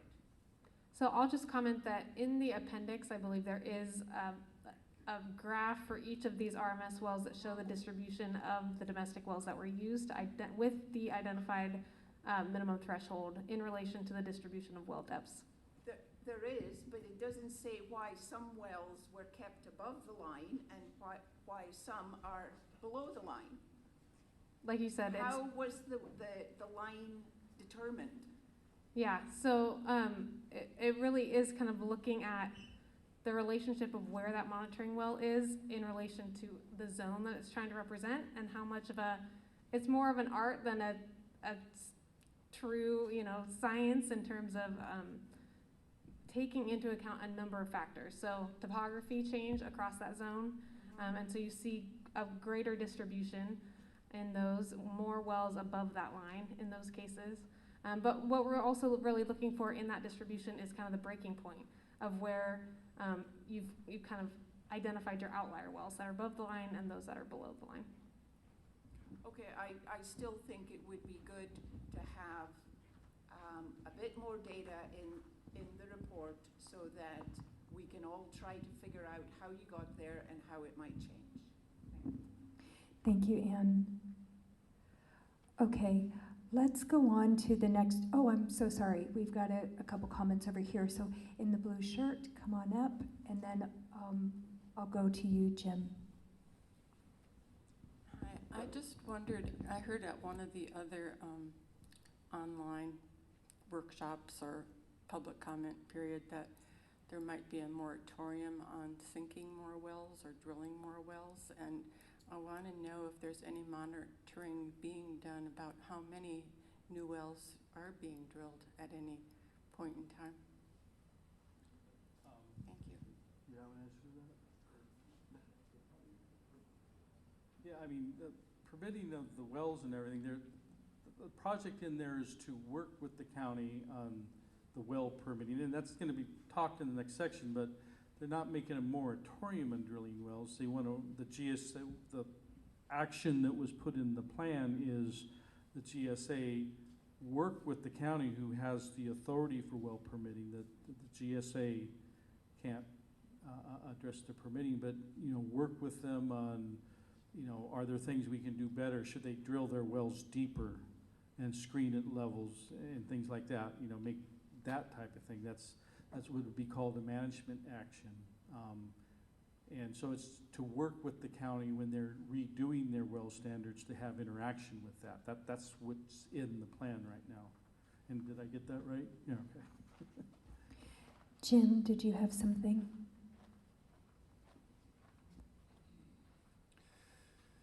The groundwater level minimum threshold is defined in the draft plan, is purported to designate, quote, the point at which undesirable results may begin to occur.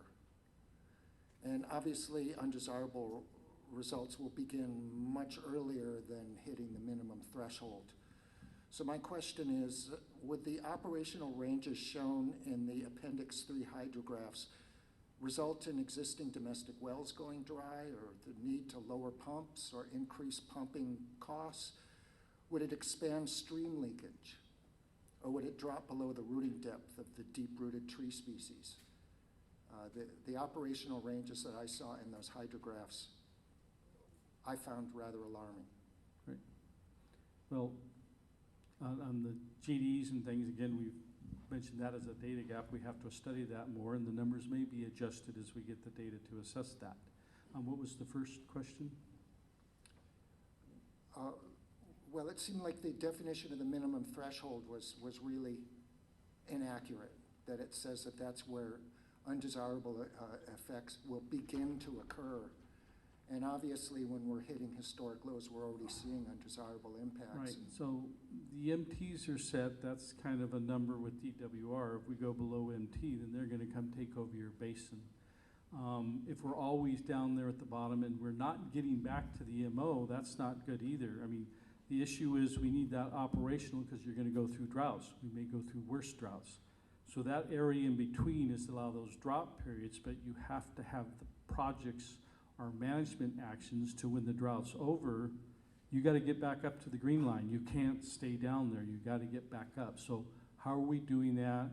As I said, management actions may be, help people drill their wells. It could be more control of pumping. Those are things that have to be decided in the plan, and those are management decisions. So we've given you that level. The important number is the MO. The MT, we don't want to get, if you're always down at the MT, that's going to be an issue. We can't always be down there. That's for drought periods to get down there. But you have to have the plans to get back up to that green line. You got to show you have the plans. You got to show you're going to get there. And then the other thing, we're going to be looking at this every year. If we have these numbers, we have to start with numbers somewhere. And we work with everybody. We come up with the numbers. If we're going through a year and the numbers aren't working, these can all be reassessed. And, by data, we're going here, we're already at this level and we have the MO, that's just not working, we need to bring it up. Same with the MT, if it's not working, it needs to be brought up. Conversely, if it's great and we get down there, you might want to lower the numbers. So, it's all going to be on data as we're getting, it's going to be based on real data. We're dealing with a lot of real data now, a lot of it's based on the model, a lot of it's estimating with our best guesses. From now on, it's collecting data and reporting it and saying we're there and it's doing what we thought it was going to do, or it's not doing what we thought, we got to change. So think of this as a 20-year process. Don't think of these numbers as they're what they are in stone. It needs to be worked at as we go over these 20 years. It's working or it's not working. Were these hydrographs that I reviewed in Appendix 3 ever vetted by the SHAC? I don't recall them ever being presented to us in the SHAC to review and to The hydrographs were presented in one of the meetings when the MOs, they were presented as a package in the back. When we did a presentation, there is a package of those hydrographs in one of the packages. And Jim, those hydrographs should be on the website from that meeting, so maybe we can check after, if you'd like, to see what hydrographs were shown at that meeting. Okay, I'll get with you and find out which meeting I should review. Okay. Thank you, Tanya. Thanks, Jim. Yes, come on up. I think green shirt, then gray shirt. I'm sorry. I wish I knew all your names. Go ahead. I'm Pam. Just a quick follow-up. So you were saying about the minimum threshold that we have to get back up, if we end. So how long do the projects take to get us back up? Well, I can't give you an exact date, but you're not going to see. I'm assuming these projects will be lengthy. DWR, and Debbie can probably look at me and say yes. They're not going to say, okay, in 30 years from now we'll get back there. You can't do that. You're going to have real plans, real projects. They're not plans where you say we want to do this. You have to do it. You have to come up with the projects and things, and you got to get back up there within a reasonable time frame. You can't. Did you say 30 years? No, I said we couldn't do that. There's no way we could say 30 years to get back there. No, we got to do it as quick as we can get it back up with the project. So, I can't give you. Is there any guidelines on years? But they're not going to let you stay down there for a long time. You got to show your progress getting back up. And if you're not getting back up, you might have to start saying you can't pump as much. That's what would happen. Right, so that's the purpose of the 5-year updates that are required, because DWR is going to assess, are you on the right trajectory towards that 20-year sustainability? It just seems like if we're going down, we're going to keep going down until we get the project going to bring us back. No. That's not what it's saying. It's saying, I mean, that's what what's my, our plan? that's I what know. my It's, logic tells me. we're letting it go down a little bit so that we can get the projects in place. After that little bit, that's where we want to stay at. And the projects, they have to come up with the projects and the plans to, as I said, there's a 20-year period. We have, those numbers are meant for 20 years from now, not now. Every 5 years, you'll read in the plan, there's other levels that are actually higher. In some cases, every 5 years, you got to be at a level at that 5-year period or that 20-year period. So there's what's called those interim measures at 5-year periods that's in there too. And then the green lines where we want to be in 20 years and from thereafter, unless we don't like them and we make revisions to them. Thank you. All right. Oh, yes, come on up. Okay, I'm back to the little schematic here with the wells. And in Chico, I don't see any residential monitoring wells. It looks like you have the municipal, and did you say that 1 or 2 of those were set to measure, I don't know, like domestic wells? Well, I have a domestic well, and it's right. not, you know. No, we I'm wanted to worried. make sure we had screen intervals up around 200 feet. Uh-huh. And that should cover the zone that domestic wells are in if we had screens around there. If it was a little deeper, we might have concern of what the connection was. Because I know that my well and my neighbor's wells, you know, they're not 200 feet deep. They're not 200 feet, but the water that they're in are the same water at that 200. So if if the water level 200 feet is going down, it's basically the same. The water level in that well that's at 200 feet is basically the same water level that would be in your well. That's what we're assuming. Again, we're going to be looking at that's not true as we move forward. You know, after the first year and we're doing monitoring and the water level in one well says everything's fine, but all your wells are going dry, then we're going to have to pick new wells. All right, and would that be when you would maybe drill shallower wells that could measure That the would be the option, or whether they could maybe find somebody that's willing to let their domestic well be used, but we'd want to know good data on the well. We picked wells where we had a good record of water levels from them too. I mean, to make these things and set them, we also had to have a good period of water levels, the hydrographs that you're seeing, to make assessment of what they have been doing. So we needed wells that had that record. The Cal Water wells, they have lots of water levels. The other well is one of the DWR monitoring wells that has lots of data. Yeah. Most domestic wells, unless they've been being monitored out of the BMO program, don't have very many water level data on it, and we couldn't make that assessment of what has been done. Yeah, well, okay, I just noticed there weren't any yellow ones in Chico, and it just seemed like there should have been. I don't know. You know, that's what we have. All right, thank you. Okay. Thank you. Yes, Bruce, and oh yeah, I think let Richard come on up and then Bruce.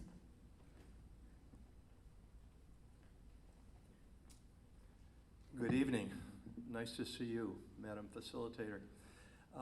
My concern that I've heard through both the SHAC and sitting in the board meetings is with definition of irreversible results.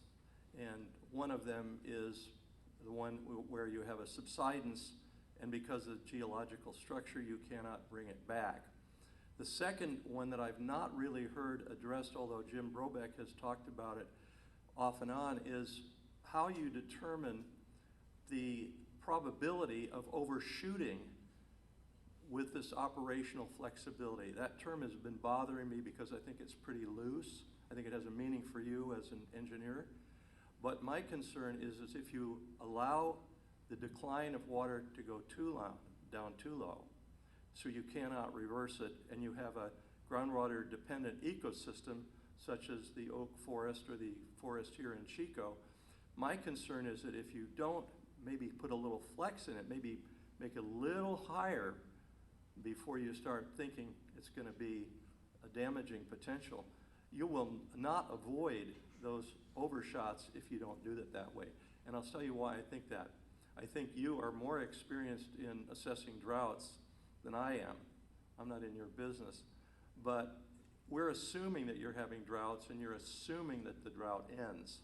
We're assuming it might be a 2-year drought. We assume it might be a 5-year drought, depending on the probabilities in the past. but we don't know the present or the future. So my concern would be, how would you avoid that overshoot in the event that would cause an irreversible result?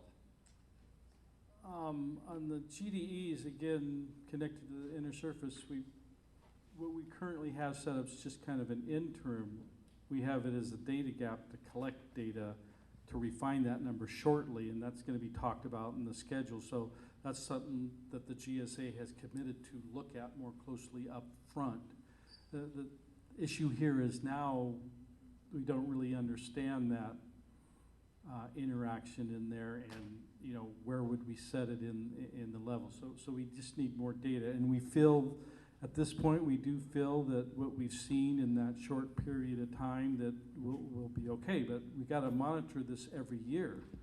So every year when we're looking at it, if there's an issue, we're going to have to address it on a yearly interval. So that's how that's being looked at. And on the subsidence, you don't have the geologic formations that we've seen that would cause that problem, the inelastic ones of drawing it down. Especially, if you really look at the graph and stuff, we're not really letting the water levels go down that far. So as long as we stay there and we don't even see the formations, you shouldn't see subsidence. But we're still going to be looking. It's just not put as a management criteria, but they are monitoring the subsidence points in the area. That's in the plan to monitor those as a general monitoring point, not a reporting. And I probably should explain that. There's a lot of wells that are going to be monitored for water levels. There's a lot of things for subsidence. They'll continue to get their water levels, but they're not what we call our representative monitoring sites. Those wells are the wells that we have to report data to DWR with the SMC set. But all that other data will be collected and looked at and assessed to see whether we need to adjust that material. And subsidence will be one of them. If all those monitors say we're subsiding, then we got to look at it. Is it subsiding because of groundwater pumping? That assessment needs, other things cause subsidence, so we have to make that assessment at that point if somebody sees a subsidence problem. Okay, so Bruce, I know you have a clarifying question, and then I think we should go on to the final chapter, the projects and management actions, because we do want to make time for you to make your comments tonight as well. So go ahead, Bruce. I have 3 parts I want to just emphasize, and I'll make them quick. Part of the reason why this aquifer is as healthy as it is, and I see a lot of people here that I've gone to these meetings for 26 years. Went to Chico State and studied this, built a groundwater model to understand it better of the central plume. I'm in Wenco last week, and a really good friend of mine who just lives outside of Chico came up to me and he said, hey, my well went dry.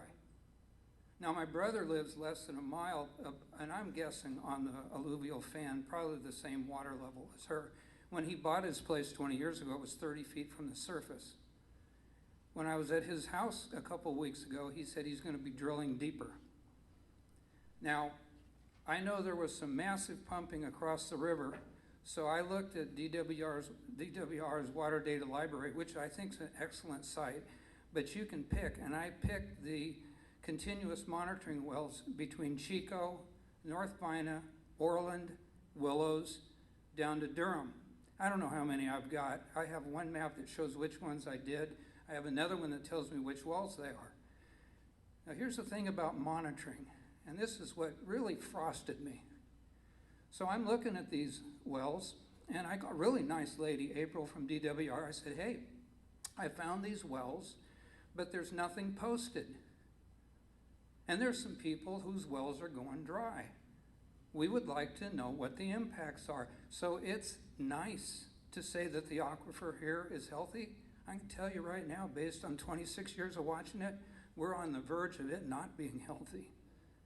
But in looking at those monitoring sites, and you guys do a great job of monitoring, I just commend you. Kelly, you, Butte County, you guys. But it doesn't do you any good when it isn't posted right away. It was weeks, or maybe a couple of months later, and not your fault. I'm not chewing you out. I'm just saying, for those of us that live here who have protected this thing for 25, 30 years, I have friends who have passed away that used to fight for this thing. We've been fighting to keep this thing safe for a long time. What these people are telling you now and what this GSP needs to identify, we are on the verge of a crisis if we're not already there.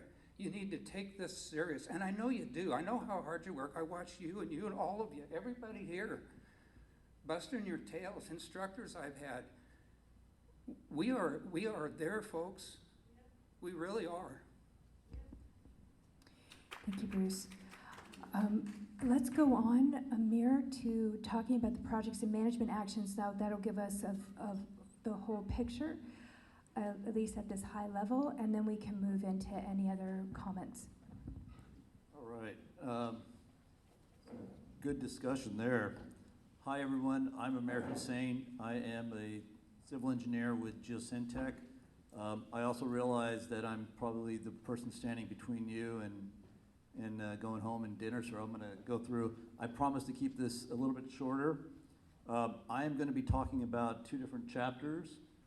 Chapter 5, which is the projects and management actions, and Chapter 6, which is the plan implementation, which is going to include some of the schedules that some of you have been asking about. So let me go through, start with the projects, and then we're going to get into the plan implementation. So let me start with first talking about exactly what and how we started to identify the projects that were included in the document. So first and foremost, the management team reached out to all the water purveyors in the area and asked them, hey, what are some of the projects that you guys have that you are going to implement over the next few years, and what can we include in the GSP? So it's very important that as we are identifying projects that we have a project proponent. Somebody has to be responsible for that project, right? Someone's taking the lead, someone's going to make sure that that project gets built. We had to look at the feasibility of the project. Is the project going to get built within the 20-year time frame for Sigma? There may be projects that we'd all like and maybe on our wish list, but if they can't get built in that time frame for Sigma, then they aren't going to be included in the document. And then lastly, we had to look at funding. Are these projects funded? How are they going to be funded? Who's going to be responsible for that funding for each of the projects? So there may be some projects on your wish list, or you're going to ask me, hey, did you consider this project or that project? What we considered and what we asked for were actual projects that people were going to be either in the planning stage right now, or projects that someone is looking at and thinking about and saying, hey, we're very likely to at least consider this project and we want to build this project. So there were planned projects and there were potential projects. As you can see right there, there's 4 planned projects, there's 11 potential projects.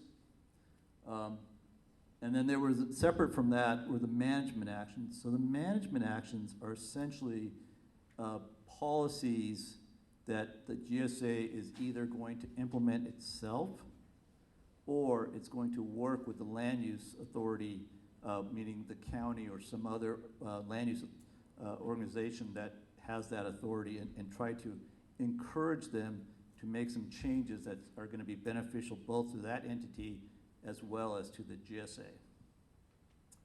I'm going to go through all of these here in a little bit, but let me start with the planned projects first. So essentially, the first 4 projects that we looked at, these are projects that are currently in the planning stages. That means that whoever the proponent for the project is looking at these projects. They're actively in planning and they're working to implement these. So I don't remember, somebody asked about schedule. Any project that is going to be implemented, obviously we have to go through a design period. We have to go through a CEQA period. We may have to get land acquisition. There's a lot of different things that have to happen in a project. And so it does take time. The sooner we start moving forward on these projects, the sooner they're going to get implemented and built, obviously. The first 2 projects that you can see on the board behind me here I just want to double check to make sure, is there's two, as Joe kind of mentioned, there's essentially two items that we can do. We can either reduce demand, and as someone said, something, the question about conservation, that's exactly what we're looking at. So you can either reduce demand or you can increase supply.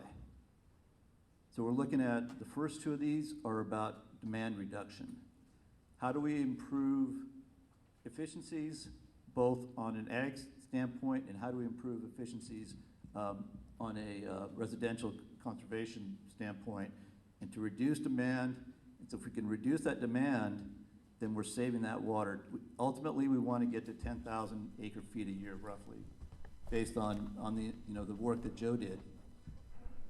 And probably a bad joke, but I was telling Joe that when he first told me this number, I was like 10,000. I was like, that's a rounding error in most of the GSAs that I'm working in. So it's not, it's a number that we can achieve, and that we think that the projects that are listed, these planned projects plus some of the potential projects are going to help you achieve that with the management actions. The other two projects that you see there are focused more on increasing supply. So the first thing is irrigation efficiencies. That's essentially, we're going to be looking at working with your local growers, looking at best management practices that they're all implementing, and make that available to all of the other growers and saying, hey, this is what we're seeing as being effective. This is the kind of efficiencies that can be achieved by implementing some of these best management practices, and then working with those other growers to implement those as well. The second item, excuse me, the second item is the residential conservation, and this is a project that was proposed by Cal Water to look at ways to reduce residential water use and to encourage conservation. Again, from a GSA standpoint, anything that reduces demand is something that the GSA is very much going to support. Both of these are probably going to be funded through a combination of grant money and other items. In fact, right now as we talk, there's a drought relief grant available through DWR that DWR has in a draft out there right now that they're looking at, and that solicitation probably by the end of the year will be finalized, and we're looking at ways to try and identify projects that we can bring in some additional money to try and implement some of these. The other two, like I said, are really focused in on increasing supply. So the stream flow augmentation is to utilize the high flow. So this is the high flow in the streams. This high flow meaning that the times that we have a increased flow in those, that means we have the years where we have the floodwaters available, and to increase that flow in the streams and use that in lieu of groundwater pumping. So instead of groundwater pumping, we're going to make that water available. That water, as you can all imagine, is going to be available only in limited years. We all understand that, but we want to be able to capture that when it's available. The Floodmar project, again, is looking more at direct recharge. So the difference between those two projects, one is direct use of that water in lieu of pumping. The Floodmar project would be looking at direct groundwater recharge and being able to store that water and using it at a later time, again, instead of pumping the existing groundwater. So those are the 4 planned projects. Next slide, please.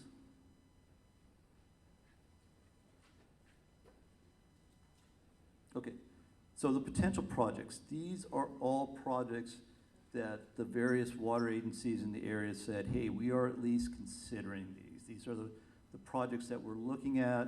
These are the potential projects that we may want to implement. They have not been planned. There's limited information at this time. We all recognize that. But we wanted to at least identify those and say, hey, what are the possibilities? And are there projects, as funding becomes available, some of these may move into a planning stage. So the idea here is to say, okay, what's available out there? where can we, if, like I said, if funding does become available, can we go ahead and start implementing some of these projects into a more of a planning stage, and then go through the design and CEQA process to be able to get these projects built. Some of these projects, they're potential projects, right? So there are some challenges. We all understand that as well. There may be some significant challenges that in order to get some of these projects built, but there's at least someone looking at them and saying, okay, can we turn these into projects? So this is a little bit more, a lot more iffy if we can actually get these completed in that 20-year time frame. Again, it's going to depend on water rights and a few other things for some of them. It's going to depend greatly on funding. But again, the GSA is going to continue to work with them and try to encourage each of these projects and to move forward and look for opportunities to find that funding. This particular year that we're in right now, the state has made some money available this year, next year, and then probably into another third year as well. So there's very likely that some of these projects could move forward. All right, next slide, please. The management actions. Okay, so, someone asked about the schedule. Projects take time to build. Projects take time to design and implement. Management actions gives us a little bit something we can do much quicker. And again, as I said, these are the coordination that the GSA is probably going to do with some of the other land use agencies. So for example, the first one is to coordinate with Butte County. So as Butte County starts to update and the city of Chico start to update their general plans, we want to make sure that their general plans coordinate well with the GSP that we've prepared. So the items in their plan match up with what's in our GSP. So if there's, we don't want to be in a situation where there's going to be a discrepancy between those two documents. So there's going to be close coordination between the GSA and those two agencies. The domestic well mitigation. So we want to identify those wells, the domestic wells. What are their depths? Where are they located? How many exactly are there? As we start to build that database, then that helps Joe and his team start to evaluate exactly what that depth should be. If we start to find that, depending on that, on the domestic wells that are identified and the depths of their screen intervals, does that mean we should be adjusting any of our other MOs or MTs or any of those numbers? The well permitting ordinance. So we want to continue to coordinate with the county on exactly what's required for a well permit. How many well permits are issued? Where are those wells being installed? And start to incorporate that data into our evaluations as well. The landscape ordinance, same type of thing. We want to make sure if there's a landscape ordinance, what can we do to encourage that less water be utilized, right? We want to encourage that the landscaping ordinance is written in such a way that minimizes the amount of water necessary for that landscaping.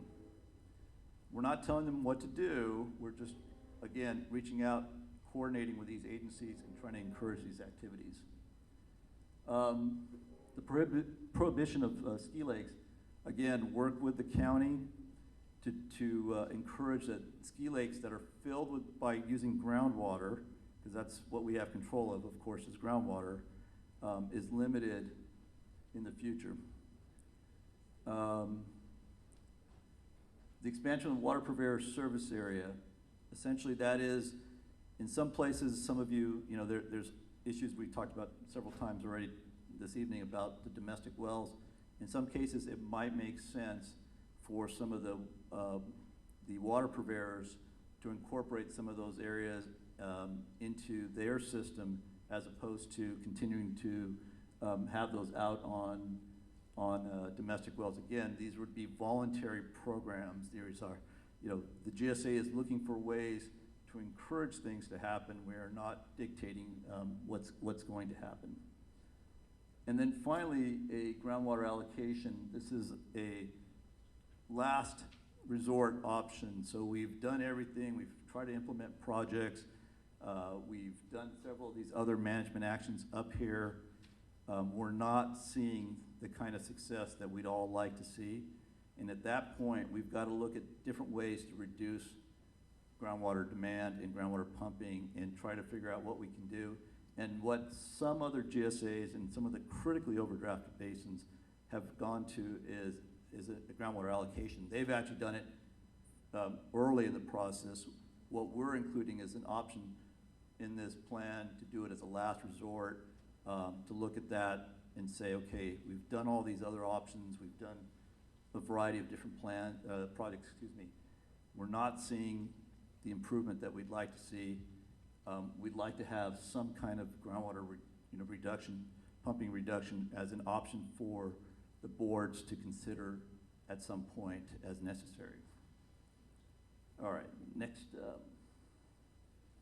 Okay, so Joe also mentioned in several cases that there's some data gaps. So we've got to fill those data gaps. Filling data gaps costs money.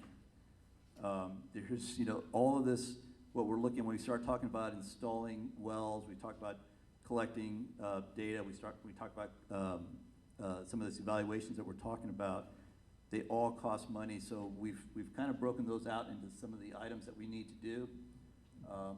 First and foremost is to continue the regular monitoring that we're doing across the entire GSA, the entire subbasin, and continue to collect that data as we start to see what's happening across the region. We also want to update the groundwater model. So as we're collecting all this new data, what are we going to do with it, right? We're using it essentially is to see what's happening in the basin, and then updating that model and improving the model to reflect what the reality of what's happening in the basin. And then use that model then to continue to look at future projections as well and future scenarios. The community monitoring, we're essentially going to start tracking the domestic wells that are going dry. So, where they are, what depth they were screened at, how many of these wells are actually going dry, and what can we do about that? So the idea, of course, is to ultimately come up with some type of management action to address that issue. So it's not just data collection, it's like collect this data and then do something with it, right? Implement actions, improve the model, do something with that data. And then finally, the interconnected surface water, which Joe talked about at length, is to make sure that we're collecting that data and start to monitor groundwater levels, adjacent to streams, and to see what's happening in that area. And I'm gonna, you kind of talked about that at length. So those are some of the data gaps that we've got to fill as well. All right. I'm wondering if you could just go on to implementation, and then we'll take any clarifying questions, right? Sure. I'm concerned about the time. Sure. So let's go on to implementation, and then we'll go to clarifying questions. This is the last presentation piece, right? Yes, thank you. Okay. So the implementation chapter. Essentially, this is the chapter where we tell DWR the schedule that we're going to implement the GSA or the GSP at. We tell, it also talks a little bit about the DMS, which is the fancy way of saying the data management system, how we're going to collect data, what we're going to do with the data, how we're going to store that data, and then finally, the coordination, the regional coordination. There's a section in here that also talks about how we're going to continue to coordinate with the surrounding subbasins around us. So, as I mentioned first, we have a schedule. The schedule lays out how we're going to continue monitoring across, all 20 years.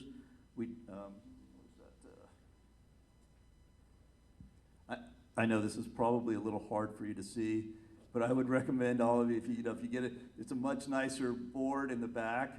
After we're done, you can take a look at the board, and you'll be able to see this much better. But essentially, this is the monitoring here. These are the annual reports that you'll start to see. We'll continue to do those every year. The 5-year updates, which again, Joe talked about, every 5 years, we owe DWR an update on how we're doing, how close are we achieving our goals. And then these are the data gaps. When are we going to do the interconnected streams, the contour monitoring, the update to the Butte model? And then these are the 4 planned projects here. So we list when we expect to see each of these projects go through some of their design phase, the CEQA and others, and actually start getting into construction.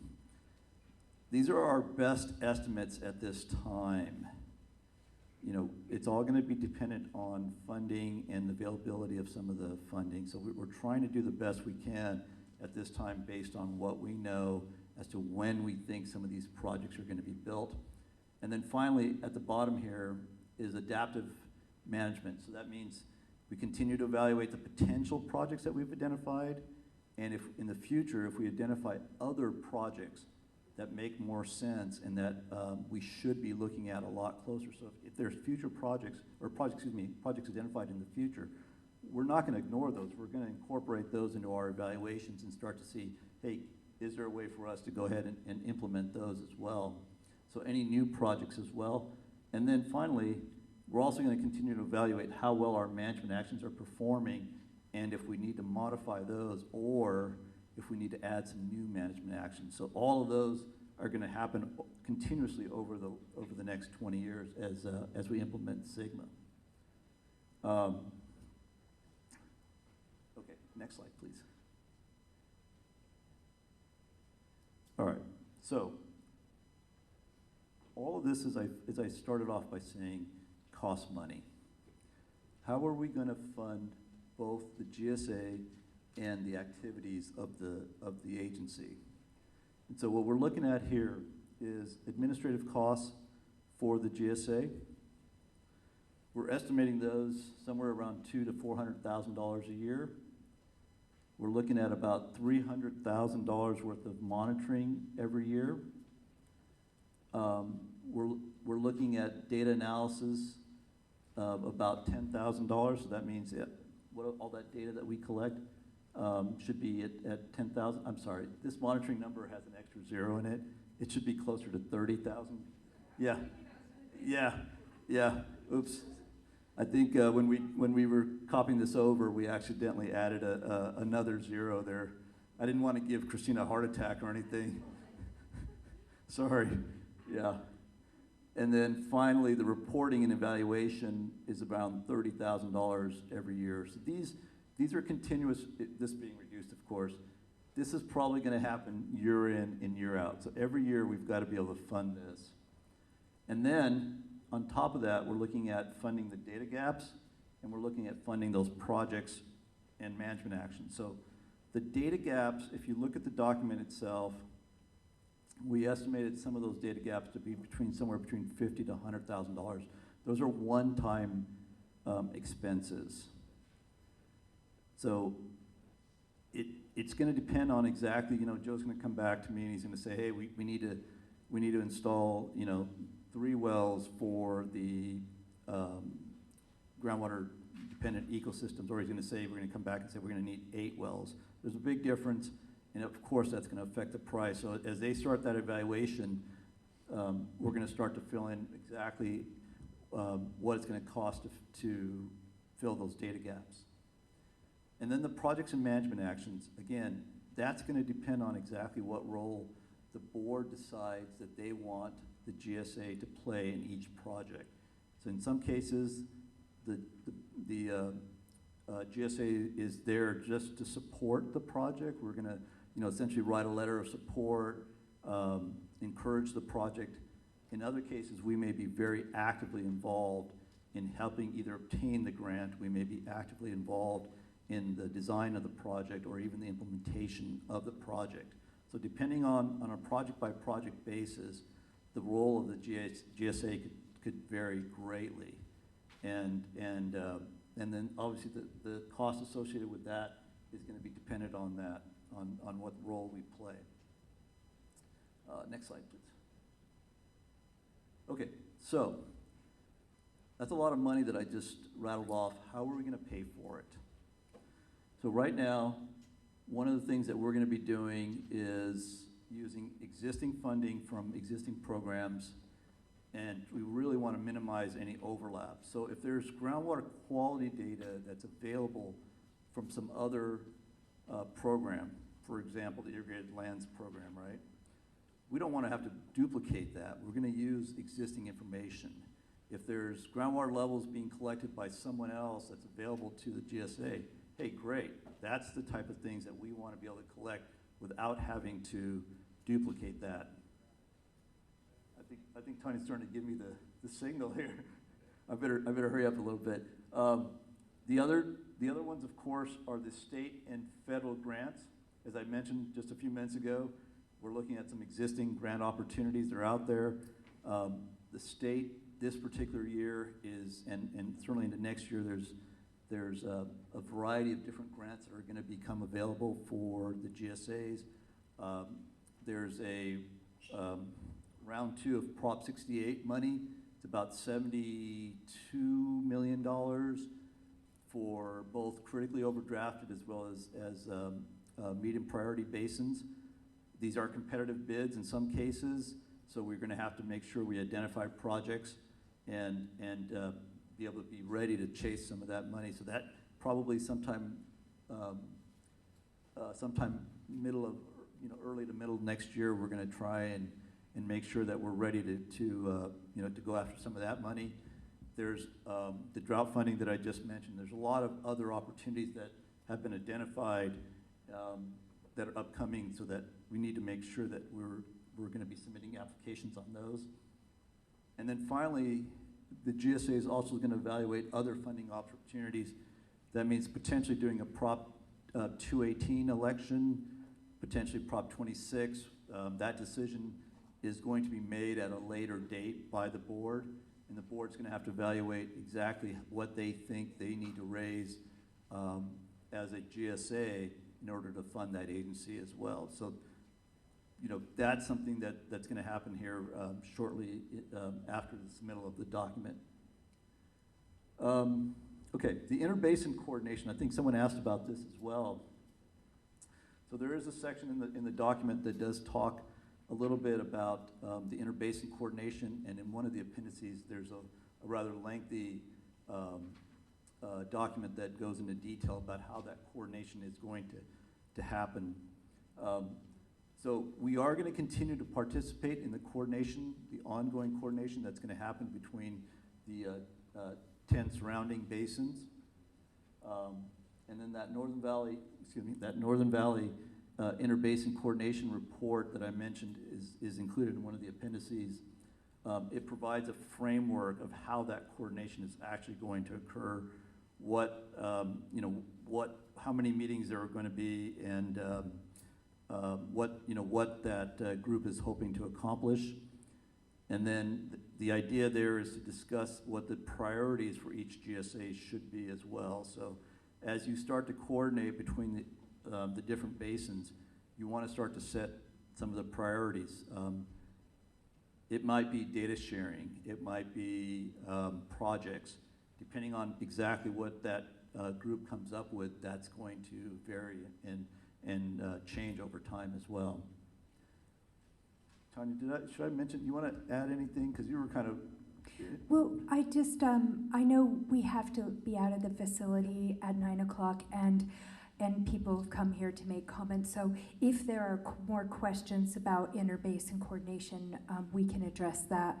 But so what we'd like to do now is want to make a distinction. Thank you so much, Amir.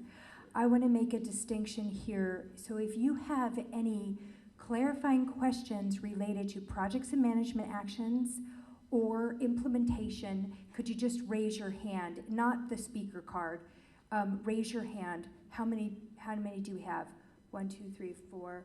Okay, let's just go in order here. We'll go Jim, Gary, I think Richard, and then there was one other person. Let's go in that order and ask those clarifying questions. When you get ready with your speaker cards if you want to make comments, and then we're going to come and collect those.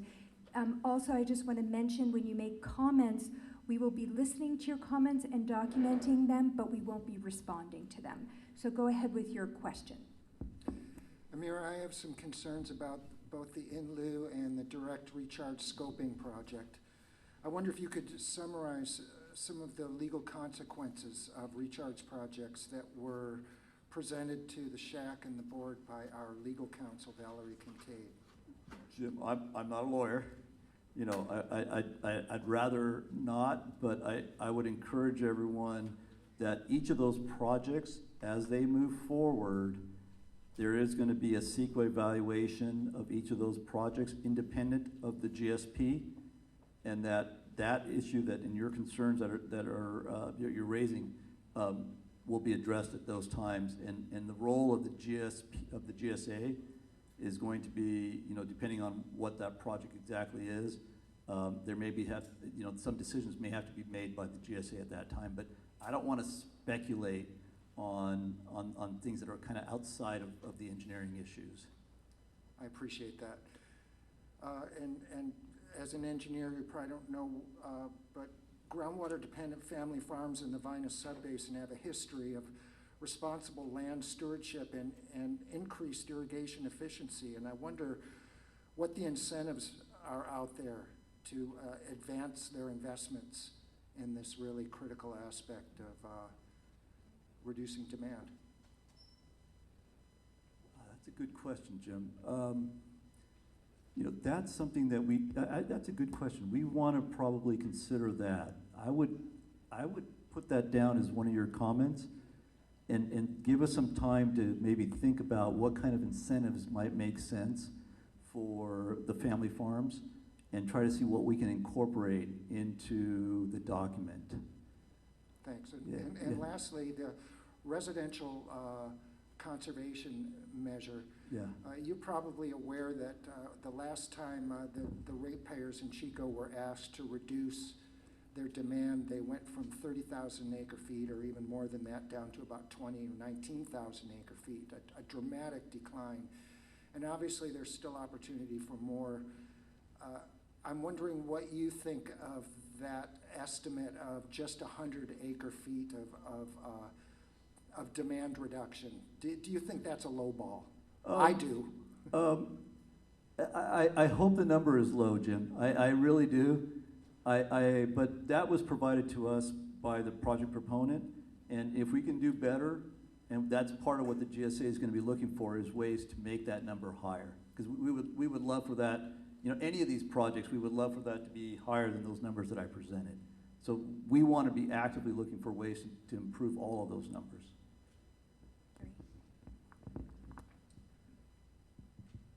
Two of your main items for offsetting the 10,000 acre feet were these in-stream flows, recharge, and direct use also. My experience, which is limited, but DWR in the past where I've dealt with them, to get a permit, we're looking at years, 3 to 5 years to get a permit. Yeah. If it's okayed. And in addition, as you're all aware right now, basically every diversion post 1914 has been eliminated presently because of the drought by DWR, so that water couldn't be used. And a lot of the pre-1914 diversions have been put on hold, they're not able to divert also. And I'm wondering, do you know some secret connection with DWR on how you can speed up this process? Because it could be 5 years before that could ever be instigated. And 5 years, Gary, for the permitting, and then potentially, I mean, we have to look for those high flow years as well, right? Right. And those don't, I mean, what was it, 17? We had a very high, you know, flow in 19, I think, as well. But when they come, we have to be prepared. So part of this is to make sure that, hey, let's move forward now and start to plan, because when that water is available, it's available for a limited amount of time. Right. And we don't know what year it's going to come. So Part of this is just to encourage people to say, hey, as a GSP or as a GSA, we want you to move us forward on these projects as much as you can, because we've got to capture every drop in this state right now. I mean, we're all looking in this current year of the drought, but you know, at some point we're going to get a high flow year again, and we want to make sure we capture that so that we can help us in these years. Right. And just one final comment was the same as what Jim presented. If that water is put to recharge, then who actually owns it? Yeah. Whose water is that? Yeah. So that question, you know, Valerie Kincaid, who's the attorney for the GSA, she's had some initial thoughts on it. But I think that question deserves a lot more discussion with the VINA and the Rock Creek Board, and some discussions and some policies on exactly, and some more legal input from her. Sorry. Yes, come on up, Richard. And then I think there was one more question, right? Yep. Yes, and go on, Okay. come on up, Richard. My question is a follow-up, actually. Yeah. If the Rock Creek Reclamation District GSA implements FloodMAR, who owns the water that is recharged? And what percentage is considered native groundwater? Because there are 4 different kinds of groundwater now in Right. California. And does the GSA set the percentage that they require in the projects? Can we ask the board of the GSA to say 50% of recharge projects are going to be deemed native groundwater and available to the whole VINA subbasin, or is all of the water going to be owned by the proponents? Yeah, so that conversation absolutely should be held at the board level. That's a decision for the board and of course legal. So I don't want to forget the fact that you have, you know, there's still there's still water rights in this state. We have to make sure that we don't get to overrule those in Sigma. So we need to make sure that those two things are in line with each other. But that conversation is really a board decision in line with their attorney. So you just said the board decision in line with the attorney, so we need to keep attuned to the GSA's board. Absolutely. Okay. Yeah. Always, you know, beyond the submittal of the GSP is just a start. This, you know, you've got 20 years of implementation that you all want to be involved in and continue to actively participate in. And I'm sorry to all the board members if I keep putting everything back on you guys. Yeah. So it sounds like you said that agriculture irrigation efficiency was voluntary, and I hear you talking a lot about going out and trying to convince people. Yeah. What if people just say, you know what, we don't care. We're going to just do it the way we've always done it, and that's it. Right. And especially maybe larger farms or something. They go, So do you have any kind of, you know, stick or what? So you know, the GSA wants to make sure that we implement Sigma and achieve that sustainability. And we're going to go through all of those things I mentioned. And you're right. Some of these programs are completely voluntary, but pumping water costs money, and as anyone will tell you, if I'm a business owner, I'm a grower, you know, we all want to look at ways to minimize our costs, right? So if someone comes to me with a good idea, it's very likely that I'm going to say yeah. Now let's just say, for example, that everyone tells me no, these are terrible ideas, I'm not going to do them. The stick at the end is the GSA does have the right to implement some type of groundwater allocations if we get to that point. So there is an option at the end. If we're not able to implement all these things and make them successful, there is that option at the end. Okay. All right. Thank you. All right. First person is, I'm sorry if I mispronounce or I'm misreading it, is Bill, is it Locker?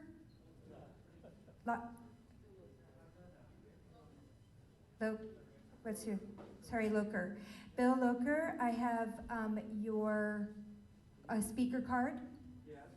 Yes, would you like to come up and speak? I will come up and speak what I wrote. Oh, you need it on there, okay. There you go, sorry. I don't need the piece of paper. My comment is that there's been much discussion about how this is a living document and we're going to be tracking data and everything's subject to change. But in my experience, Once you set benchmarks and once you set particular numbers like the amount of groundwater, 233,000 acre feet, to change that is an extremely contentious process. People do not easily modify these initial targets. So I think these initial targets need to reflect a more conservative approach to protecting the groundwater in our area. Thank you for your comment. Thank you. And Jim, I can't read your writing. McKay? Sorry.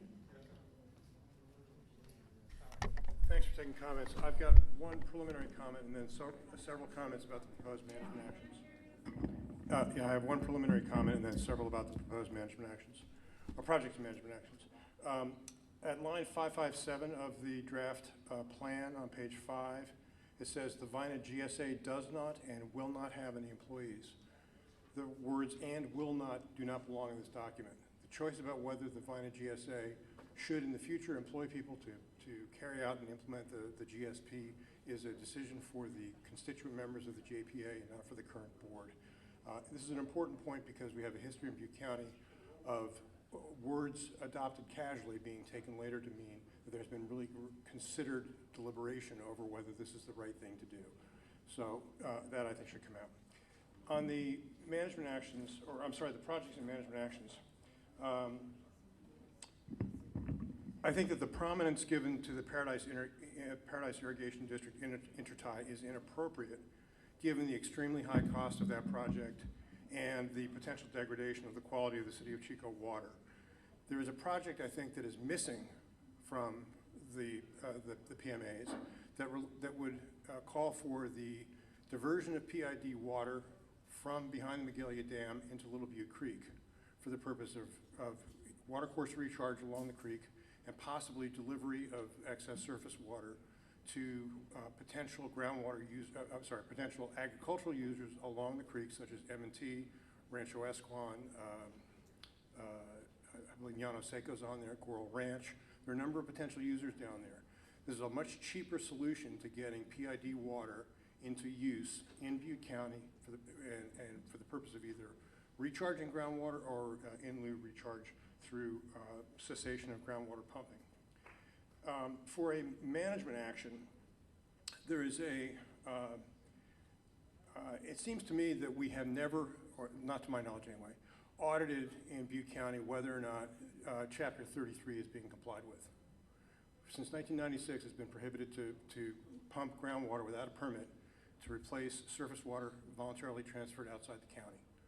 I don't know that anyone in the county has ever gone along the Sacramento River and said, does this riparian parcel now use groundwater when it formerly used surface water?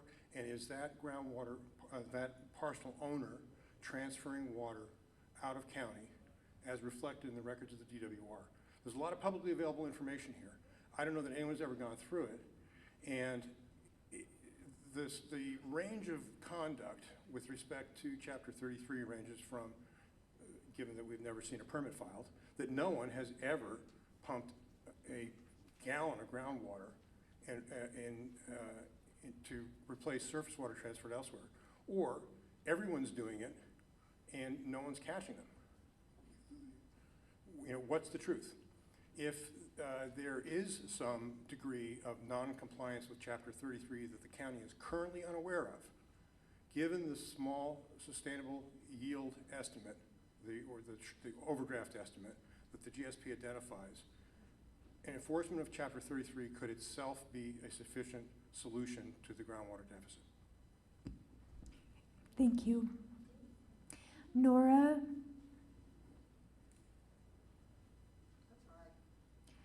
Todenhagen. Did I get that right? My name, as you said, was Nora Todenhagen. And actually, I'm really quite upset that Joe isn't here right now. Because what I would like to do is specifically to address his comments. And the comments that I would like to address are the disparaging remarks that he made to several people here who are concerned about the level of the management objective at which that was set. I was part of the BMO process for years, and we worked very hard at assessing alert levels. That is, those levels at which the groundwater required an alert message to the populace of Butte County. We decided that it was the lowest possible spring runoff measure. That's considerably higher than what he talks about as a measurable objective. This is not acceptable. It's simply not acceptable that you place a management objective below those levels which we know are dangerous. So well, we're just planning for the future. Nuh-uh. That won't do it. Because I think, as any bureaucrat knows, once you establish a line, it's very difficult to change it. So I'm going to address it to you, Amir, since you're the engineer here, so I don't mean to blast you. I just want that line moved. I want it moved to a more acceptable level where this truly represents a measurable objective. And I want it for several reasons. One is I have a domestic well. I don't want it to go. So I want people to be aware of any danger to my domestic well. Second, Joe, that's right. I just blasted you out and you weren't even there. Sorry about that. They'll tell you what I said. The second important point to me is I've lived in the city of Chico for a number of years, and the best part of Chico is our wonderful trees. We are a city of trees. It even appears on our logo, trees. Trees will not survive at the levels projected here on this document. I was going to ask you to show it up, but I think that'll take too much time. But I would urge everyone to look at figure ES7 on page 13 of the executive summary. It's dangerous. It's dangerous to our trees. It's dangerous to my domestic well. And it's dangerous for all kinds of bureaucratic reasons. You just don't set a number too low. It's stupid. If anything, you set it too high. So, thank you very much. Thank you, Nora. Richard Kuhn? Richard? Oh, sorry about that. Bruce Smith? On page, I think it's 11. Yes, 11, connected streams. Yes.